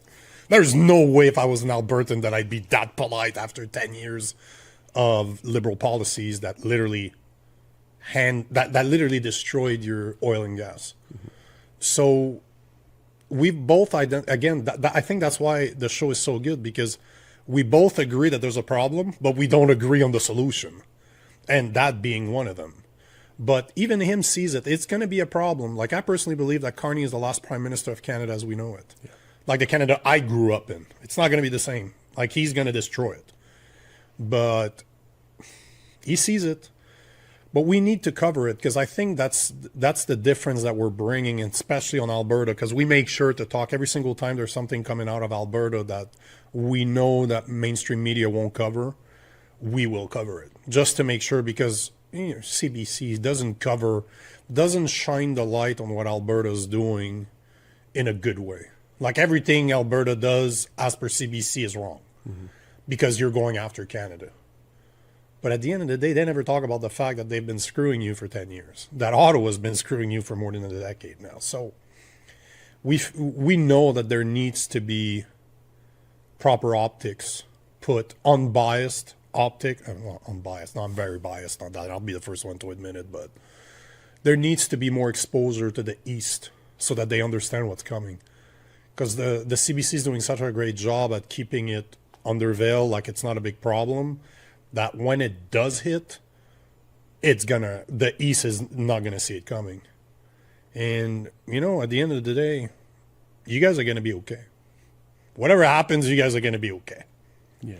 The East is in for a rude awakening, that's for sure. And they don't even know that it's coming. So that's why we want to cover it. But at the same time, we have a lot of people from Alberta that follows us. Just because I think they're happy that not only do we give them a voice on the show, but we're actually covering it the way it should be covered. No matter if we agree with it or not, we're going to talk about it, because it should be everywhere. Like, what you guys have gone through is insane, is absolutely insane. People don't even know about equalization payments. Like, that is a surprise to most people. Like, this is not news. This has been going on for decades. Like, what are you talking about? You don't know about the equalization payments. But that's a reality. Now, there's a lot of parallels for the 1995 referendum in Quebec, where Canada's kind of coming together, saying, stay together, we love you, we want unity. The media is not being fair at all with the conversation. And the province is about 50-50 when it comes to separation and not. So there's a lot of parallels happening here with the Quebec 95 and Alberta today. Do you see some of those parallels? No, I don't, because, we were talking about this before the show, where it was mostly culture. Because I was young, right? It was in like 1991. I'm 43, so I was like 10 years old, 9 years old. But I still remember this stuff. And it was based on culture. Like, oh, we speak French. For some reason, Quebec is proud to speak French, if you can call that French. And that kind of defines their identity. But in the 90s, I could imagine. In the 80s, I could imagine. But today, we've taken so many people in Montreal, for example, that we don't. You said it yourself that you had the hotel this morning and people weren't talking French at the restaurant where you were, and they weren't talking English either. Where did we go? We went to Walmart earlier, and I looked at you. I'm like, I don't spend a lot of time in Montreal anymore. I'm on the road all the time, and I don't like what Montreal is becoming. Like, the city that I was born in does not look like the city it is right now. And we were at Walmart earlier. I saw more women veiled than regular looking Canadians, as in what I would expect to see in Montreal. But that's our new reality now. So the thing is our culture is gone. Like in Quebec, the culture is gone because it was just based on language. But you guys are not, it's not a culture thing. It's economics. You guys are literally being destroyed on purpose by your federal government. You should be, I think Daniel Smith said you guys have lost something like $500 billion to $1 trillion over the past decade. That's a number that most people cannot comprehend what that means. Can you imagine the difference it would have done to Alberta?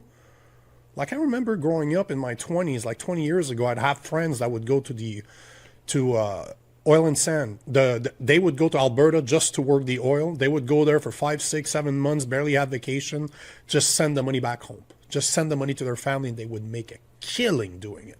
That's not the case anymore. So it blows my mind that you guys, again, like I know I've said it before, but it blows my mind that you guys are so calm about this. That you guys are still so polite about this. I would have burned something up. Like I would have done something because we destroyed your middle class.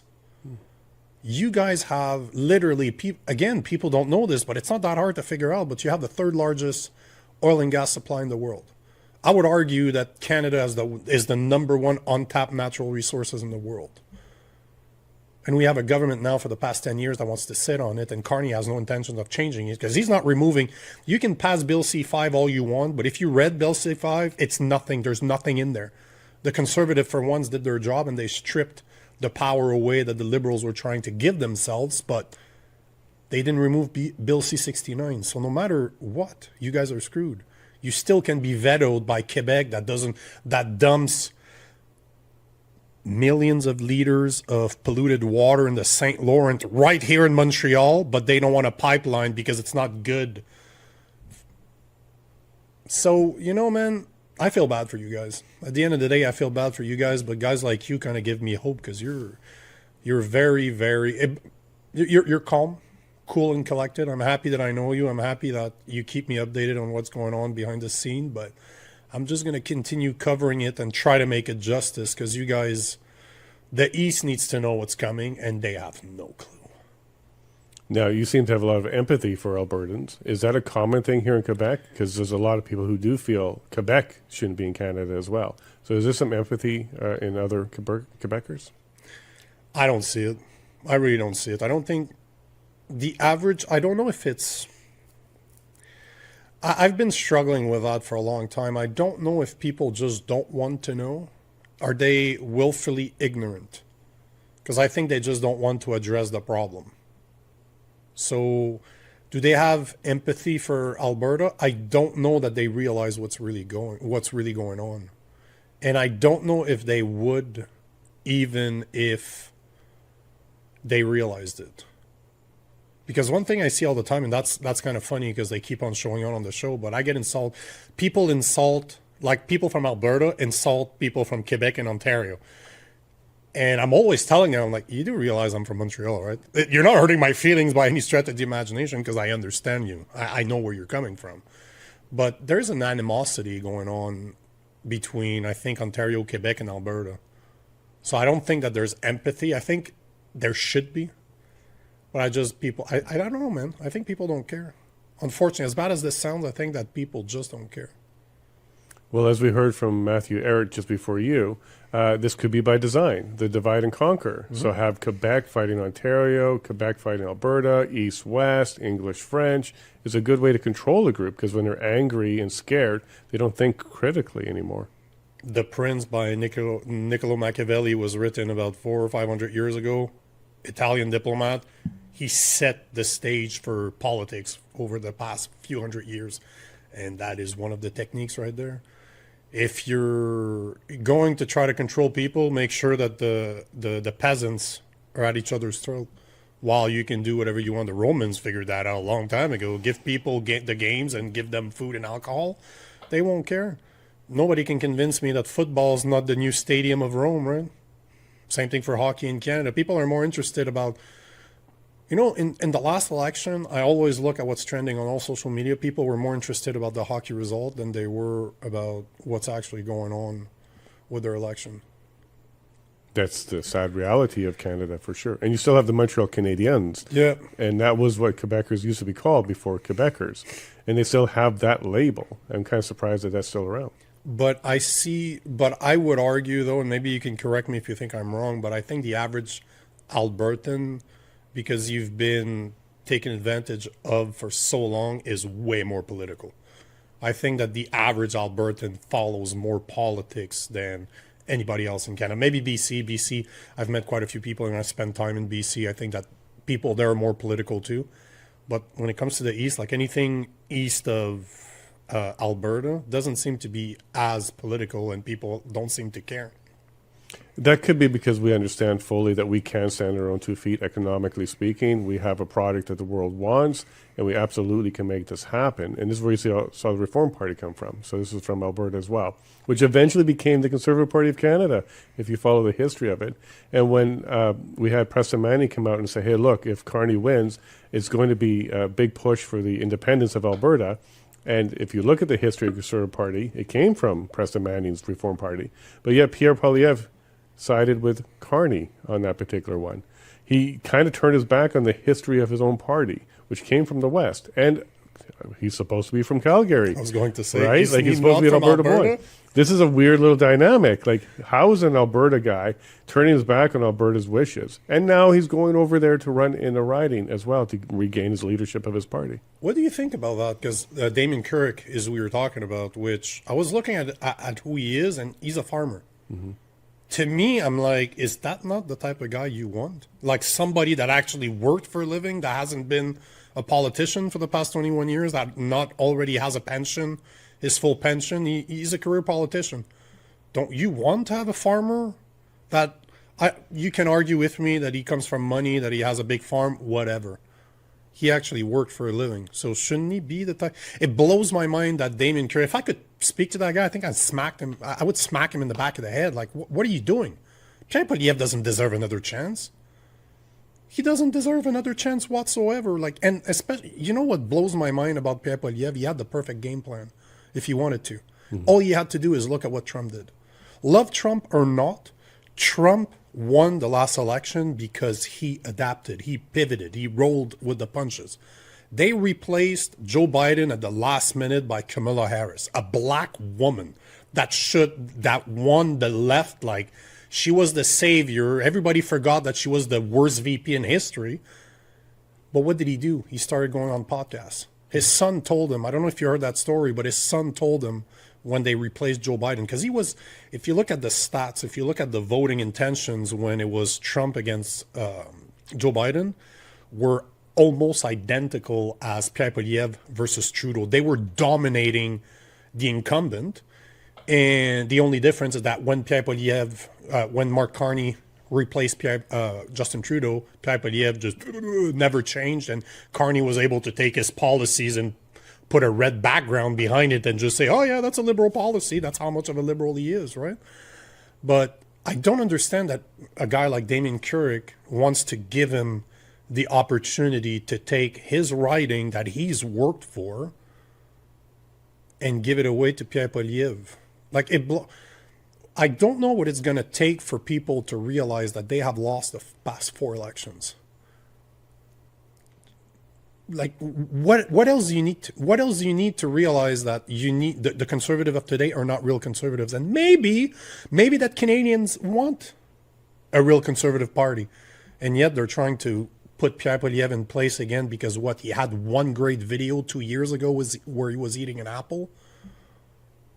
Like, I look at the state of the Conservative Party today and the people that still follow them the same way as MAGAs will follow Trump in the US, like we can't question our leader. And it blows my mind that people don't realize that the conservatives are as big of a problem as the liberals are. But they don't have the balls to admit it to themselves and to call them out that maybe we need real conservatives. And I don't know Damien Carrick personally, but I got a feeling that he's a better conservative than Pierre Poilievre is and probably could do better than him. And I'm not saying he would, but just his background, I'm like, I trust a guy that was a farmer way more than a guy that spent 20 years in politics and he's in his 40s. I don't trust career politicians. I'm sorry, I don't. I really, really don't. Well, the neighbors of Damien absolutely loved him. 83%. They were giving him 83%. That's what he won on the voting. Psh. So it's the safe haven for Pierre Poilievre because he can't lose. I just don't understand what is it going to take for conservative people to just say, okay, enough. Like, we have Andrew Scheer right now. Really? Really? Andrew Scheer's a conservative to you? See, what is it going to take to have an actual man running the Conservative Party? Like somebody that looks like he's in shape, that actually takes care of his family, that actually is ready to stand up for something, maybe a Christian. But do you know somebody that has values, somebody that will stand up for what's right, that won't be scared of doing a 30-minute unscripted interview because he might say something that wasn't approved by his board? Like, what is it going to take for people to wake up that we need real conservative? We need to go back to a time where conservatives were there to speak the truth, to speak common sense. Like he did that during his campaign, right? Common sense conservative. You're not common sense and you're not a conservative.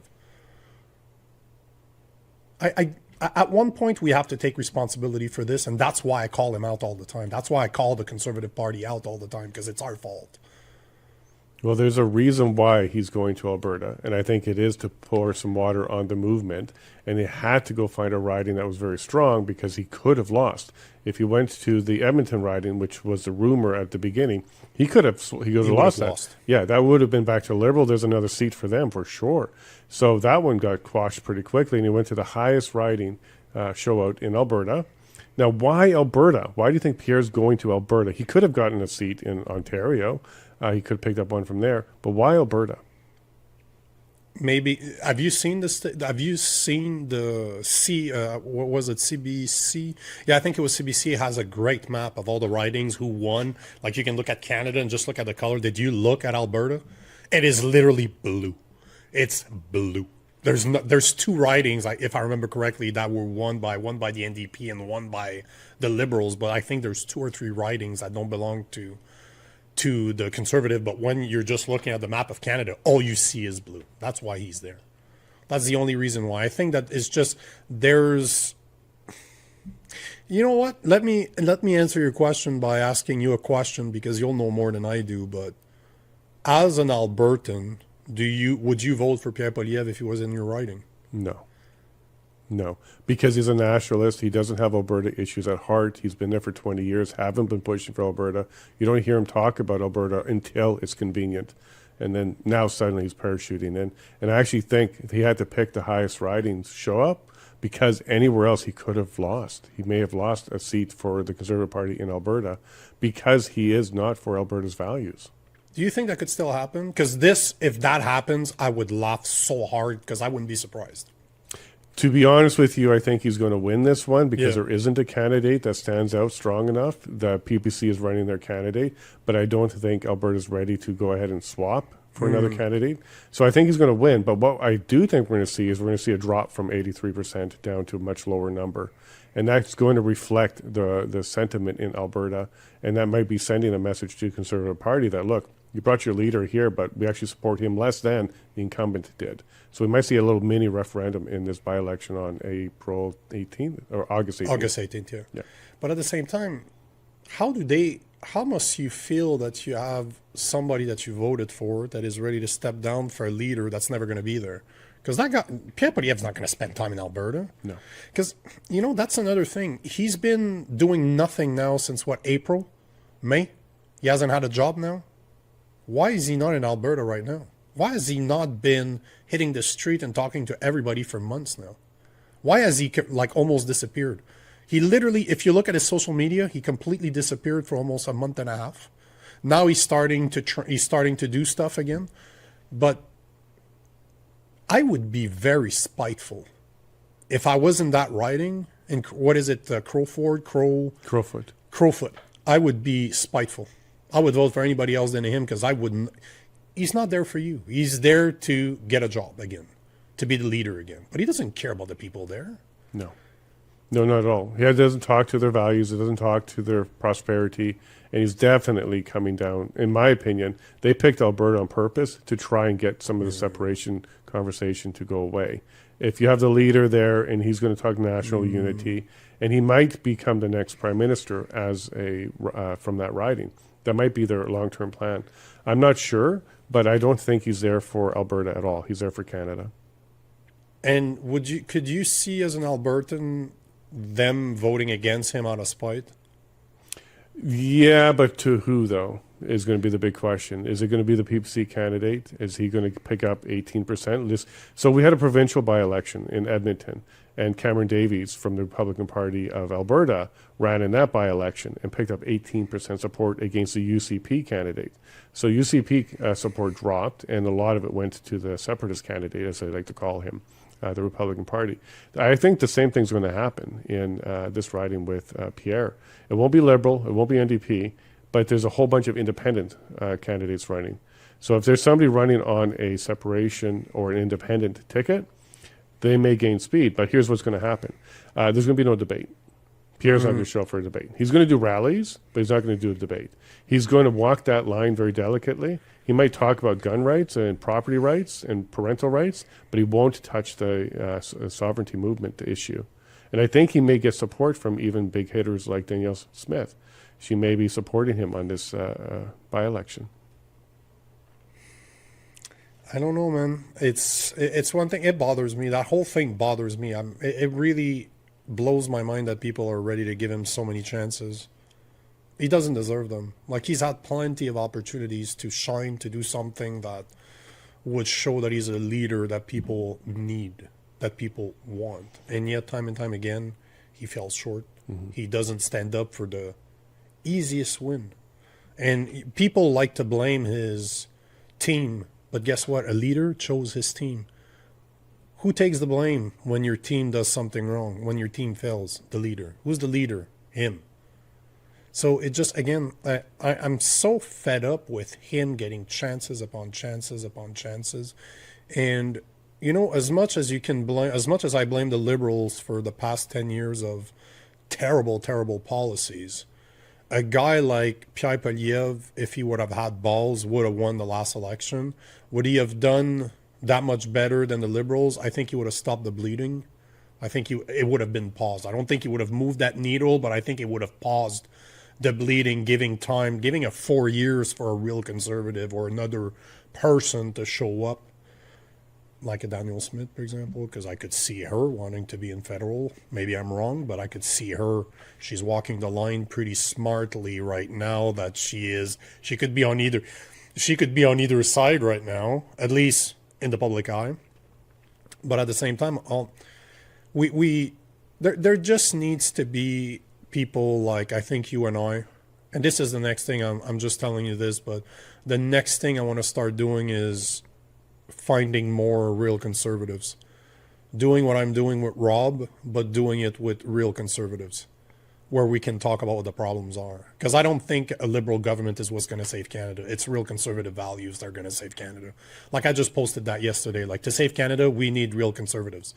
Conservative with a big C needs to stop pandering to the left and actually stand up for real conservative values. So I think that conversation, as much as it's great that I have the conversation with Rob about trying to create something in the middle or to find common ground with people that call themselves liberals, we still need to define what a conservative party or what conservatives are in Canada, because as much as we don't have a Canadian identity anymore, we definitely don't have a conservative identity either. Now, you brought up Danielle Smith, and you said it was pretty smart what she's doing here. Maybe a future leader of Canada, Conservative Party. Now, what are some of the things you like about what she's doing, and maybe touch on some of the things you don't like what she's doing? You know, I don't see, again, you have to understand I'm not from Alberta, so I don't know her behind the scene. I know people that do, and I've heard some rumors, but she is very smart. Politically wise, if you look at her, she is walking that line so tightly that I'm not even sure, again, from a public perspective, if she's a separatist or she's not, because she's kind of selling outside of Alberta. She's giving the idea that she wants Alberta to still be part of Canada, either as a province or maybe as a sovereign entity within Canada. But she doesn't speak about the independence or the sovereign movement. But at the same time, you look at what she's doing with Alberta Next to say, hey guys, we're going to do a bunch of town halls over the summer. We want to know what you think. We're going to have a referendum 2026, which is clever because it gives her plenty of time to talk to the people. So it's amazing to see a leader that's ready to talk to its people. Like, what a concept, right? Having a leader that will ask questions to the people they represent to see what they care for. What a concept. But that's the idea that she's selling. Like, I really like the idea that she's selling. But at the same time, you look at, she made a video on her Alberta Next website where they're talking about not giving social services to immigrants. So to pick and choose, like, they're very clever in the way they're to some immigrants. But okay, cool. I agree. That should be done Canada-wide. Like, you shouldn't be able to show up here and right away get our social services that guys like me have been paying for 25 years, 30 years, same thing for you. So she's very clever, and I love the way she's approaching it, because she is walking that line between staying in Canada and maybe independence, but she seems to be giving the power to the people to just wash her hands if, well, they want to be independent, so you know what? We'll be independent. But she, very clever. Like, she gave a speech, I don't remember when it was, but it was about a month ago. She gave a speech where she introduced the idea of the sovereign movement and, you know, having the referendum next year. Brilliant. Like, I was listening to her, I'm like, no fault, zero. She went on for like 20 minutes straight, and I'm just like, this will be taught in politics. Like, this in political science will be taught. A speech like her, she walked the line perfectly. She didn't take any questions. She left. That is marketing 101, because she's like, we'll take your questions tomorrow. So smart. She knew it was a perfect performance. She should have just dropped the mic and walked away, just like, I'm done, I'm going to go eat now. But from an outside perspective, she's about the only politician that I actually like. I like to listen to her. I like the way she's walking the line. Like, this week, she introduced the fact that they're going to start their own police. Mm-hmm. Because, the RCMP's contract is up for like 2032, so obviously we need to consider what could happen. She's setting up a police force to replace the RCMP in case the independence goes through. Because it's going to take time to figure out the logistics to put a plan together as to, because they were saying 80% of your police calls are made to municipal police, but that means there's still a 20% that's being filled by the RCMP. So you need something to replace it, and it's not going to be done overnight. So you need to have a plan. That to me is brilliant. It's brilliant because it looks like she's calculating all those little things that, you know what, we'll sell it as in we want to see if there's an alternative to the RCMP. Yeah, why do you need an alternative if it's only 20%? We all know why. Because you want to you know that if next year you find out in your referendum that people want to move away from Canada, you already have the plan. You've already done what needed to be done in order to make it happen. It's clever. It's super clever.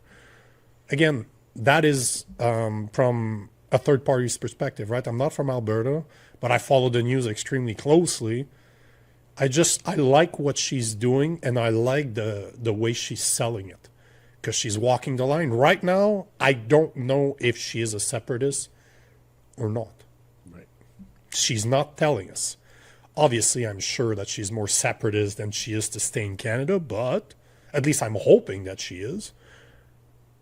But if you just look at the public image, what she's putting out there, Pierre Poilievre should learn from her. Because she stood up for guns, she stood up for freedom of speech, she stood up for, choice for vaccination, saying that you shouldn't be forced, you should have the choice. She said all the good things that me, for example, want to hear from a politician. She's clever, man. She's really, really clever, but I don't know how she is behind closed doors. I don't know how. I know you're smiling because I know you know a lot more than I do when it comes to how she is personally. But from my perspective, and Rob agrees, we like her. We like her. Yeah, so I think you're referring to the Bill 54 announcement when she did that press conference where she laid out the changes, which included lowering the limit on the Citizens Initiative Act. Yes, for the referendum, that it would go down from like 600,000, like 150, like I'm probably 77. There you go. Hey, yeah, I'm from Quebec, bro. So the fact that I remember that's close enough. But yes, that's exactly it. She was brilliant in that speech. Paper ballots only. You need ID. You can only vote in your riding. No more voting from all over the place. More restriction on special ballots. It was her election reform. So let me ask you this. How do you feel about Daniel Smith from an Alberta perspective? As you know what? Actually, let me backtrack this. Do you want Alberta to be sovereign within Canada, to be sovereign, or to separate, or to become the 51st state? That's an excellent question. At this stage, I'm doing conversation, so I'm looking for more information. But what I do want is I want Alberta to take the lead, and whatever that future looks like. So I want Alberta to take that next step. So is it going to be the next step is the referendum and the result of the referendum, and then to build from that. So if it's a yes, what does that mean within Canada, outside of Canada, within the States? But what I'm not a fan of right now is going through a divorce and then getting into a quick marriage. If we're going to do the divorce from the King and Ottawa, stay that way for a while before you start even entertaining joining the U.S. I would like to see basically be single for a little while and see what our options You are. want to play the field there? A little bit. If that's the direction we go, that's the path I'd like to see us take. So do you agree with the way she's doing it right now, as in she's still trying to kind of save the relationship, or at least she's trying to keep the relationship with Ottawa open, but at the same time she seems to be giving all the tools to the citizens of Alberta to make the choice, to eventually just say, you know what, here's the questions. Do you want to stay in Canada? Do you want to be sovereign? Do you want to separate? Do you want to be the 51st state? Tell us what you want. I don't know what the questions are going to be on that, on the referendum, but do you like her approach, as in, here are your choices and I wash my hands, I'll let you decide? I think when she explained it in Bonnyville, I think she did a great job in letting us know that a third of Albertans are ready to go. Mm-hmm. A third doesn't want to go. It's the middle third who has kind of been undecided. And you got to be kind of careful on how, politically at least, on how you address that middle third. Because if you come out strong for either side, you're going to alienate a whole bunch of people.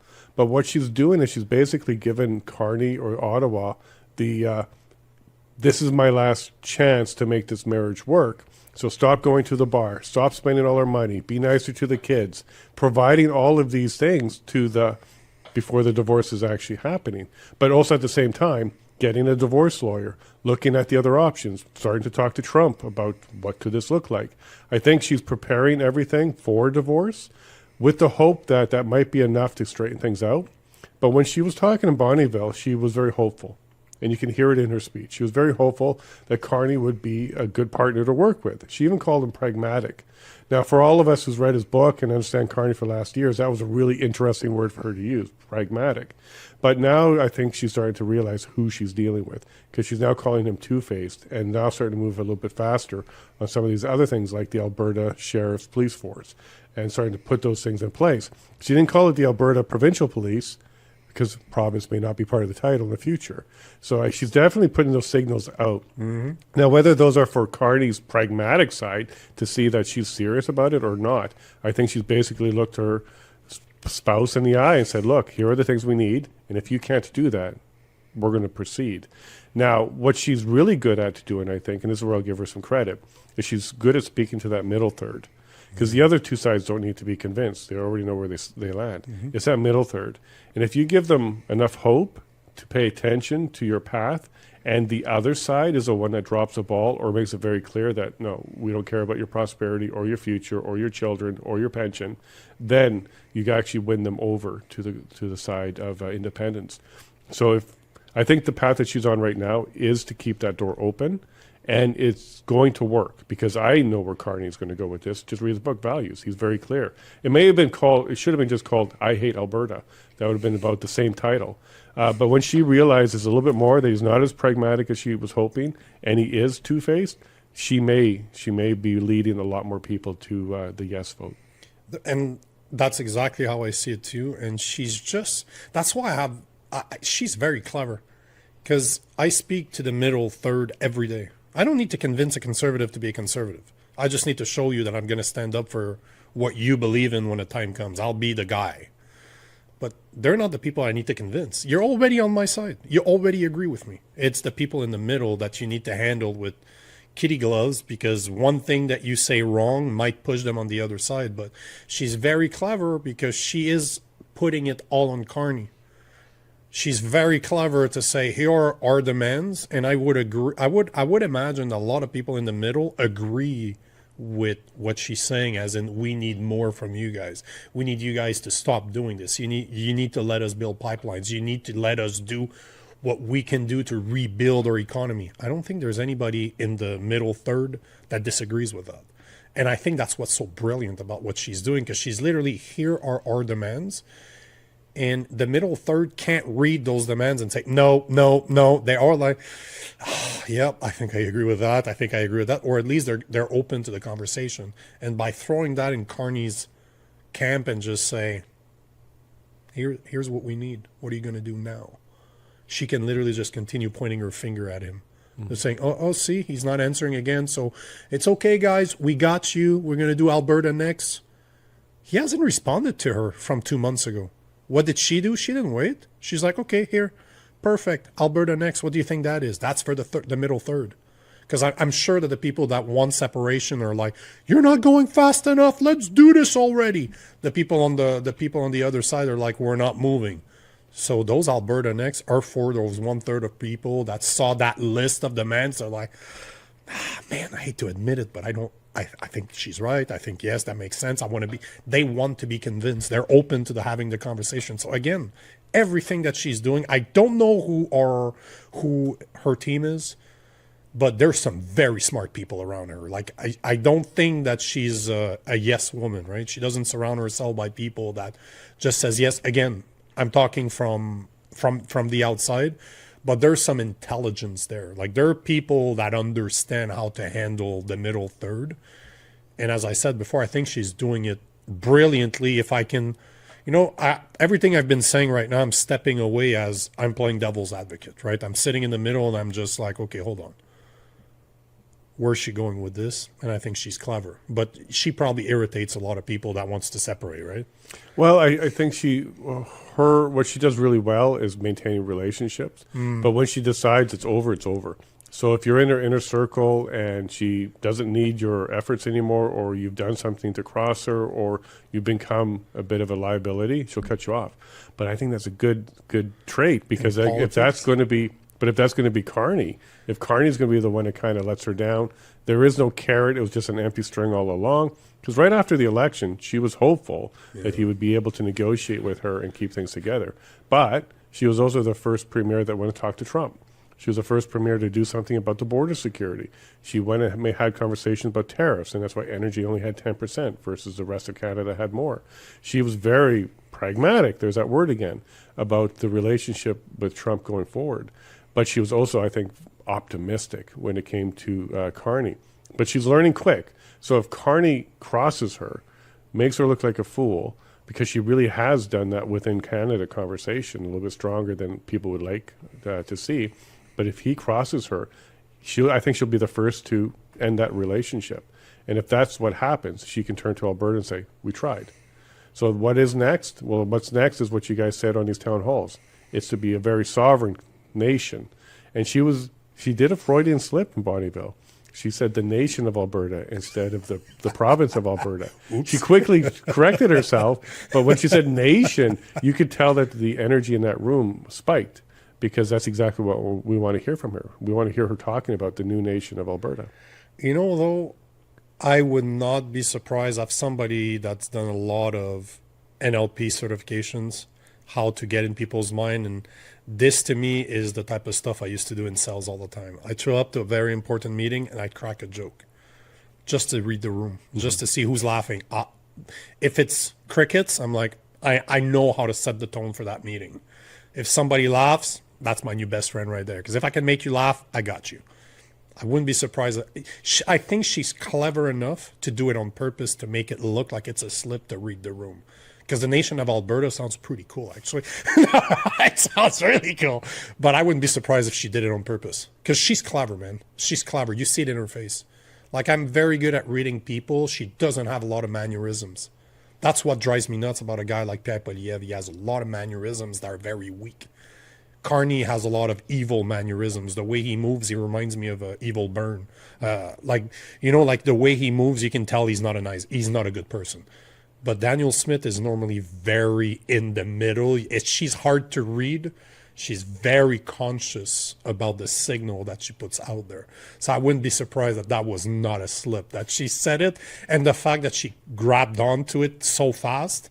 That to me, I wouldn't. I'll have to. If you have the video, send it to me because I'd like to see the way she responds. But she made everything she. The reason why I'm saying this is that everything that she's done is very public. She didn't shy away from showing that she had support for Trump, that she would go to see him. She posted the pictures like at the party with them, with O'Leary. Like O'Leary was down there too, and she wasn't scared to post that. She wasn't scared to say that she is in talks with Trump's organization for the tariff. She wasn't scared to say she needs to fortify the border. She was never doing it behind closed doors like a Carney would. So to me, I think it's all calculated. She might not know where the referendum is going. I don't know if I can't predict the future, but she's handling it in a way that whatever happens, she can wash her hands from it and just say, this is what I tried to do. She's clever, man. I just, to me, anybody interested in going in politics should pay attention to the way she's handling things, because she's just clever. She seems clever, at least. Well, Alberta's a different type of beast, though, because that's where a conservative government can be toppled and replaced. That's how she became the premier of Alberta, replacing Jason Kenney during the COVID stuff. So she knows that Alberta can get together, get the votes. The party itself can basically do a non-confident through a leadership review and let you know it's time for you to go. That's how she got in there. So she understands fully that the dynamic in Alberta is a little bit different.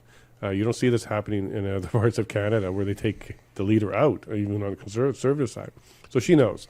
And I do think she's got to walk a tight line here. And she is clever. This is something that a lot of people around her do say. She's very calculated, very clever, and she handles her words well, being a journalist. So she did a lot of that before.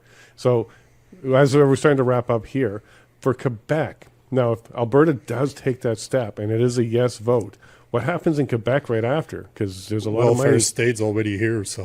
We're sending a lot of money there, and that would be something that would be on the table as being removed for Quebec.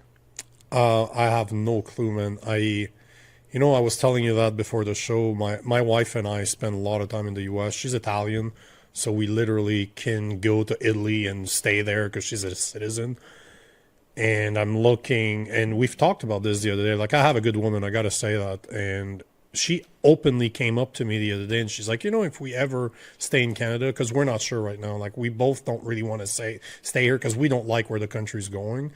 And considering the way I talk, if Carney's in power long enough, it's a matter of time before you have another hate speech that shows up. I think Bill C-63. It's just a matter of time before that shows up again and I'm going to get in trouble. That worries my wife, right? But she came up to me the other day and she's like, if we ever have to stay in Canada, we're going to move to Alberta. So, I don't know, man. I think Quebec's screwed. Ontario's screwed. The East is screwed. But at the same time, I don't know if there's a way to wake them up, to wake Quebec in a way where they need to understand that without Alberta, they're in trouble. And this is a bit what I'm trying to do with Rob, is to kind of talk to the people in the rest of Canada, because we don't need to convince any Albertans. At least the Albertans that follow us, they're like, faster, let's do this faster. It's not happening fast enough.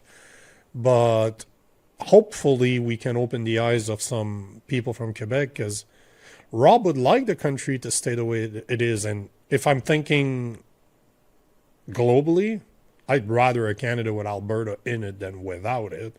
Because what's to say that Saskatchewan's not going next? What's to say that half of BC doesn't separate and follow through and build all the pipelines to the Pacific that Alberta needs, right? So and that will happen. That will happen. So I don't know. Maybe there's a way to save them, but at the end of the day, I'm a big fan of accountability. So if Alberta separates and Quebec ends up becoming even more of a welfare state, because now they're going to be a real welfare state, as in they won't have any money.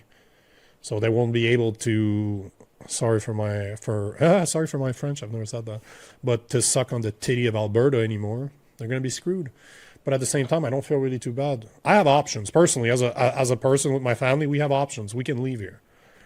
But I don't know, man. I think that if it does happen, it's on them because they should have supported you. They should have supported Alberta. You guys have been screaming about this for years. Now you have an actual very intelligent politician that is trying. I don't understand why she's still trying, but she is actually trying, and she's in the news all the time talking about this. So if they're not going to pay attention, if Quebec and Ontario won't pay attention, they deserve the consequences that they're going to get. Because how long do you need to wake up?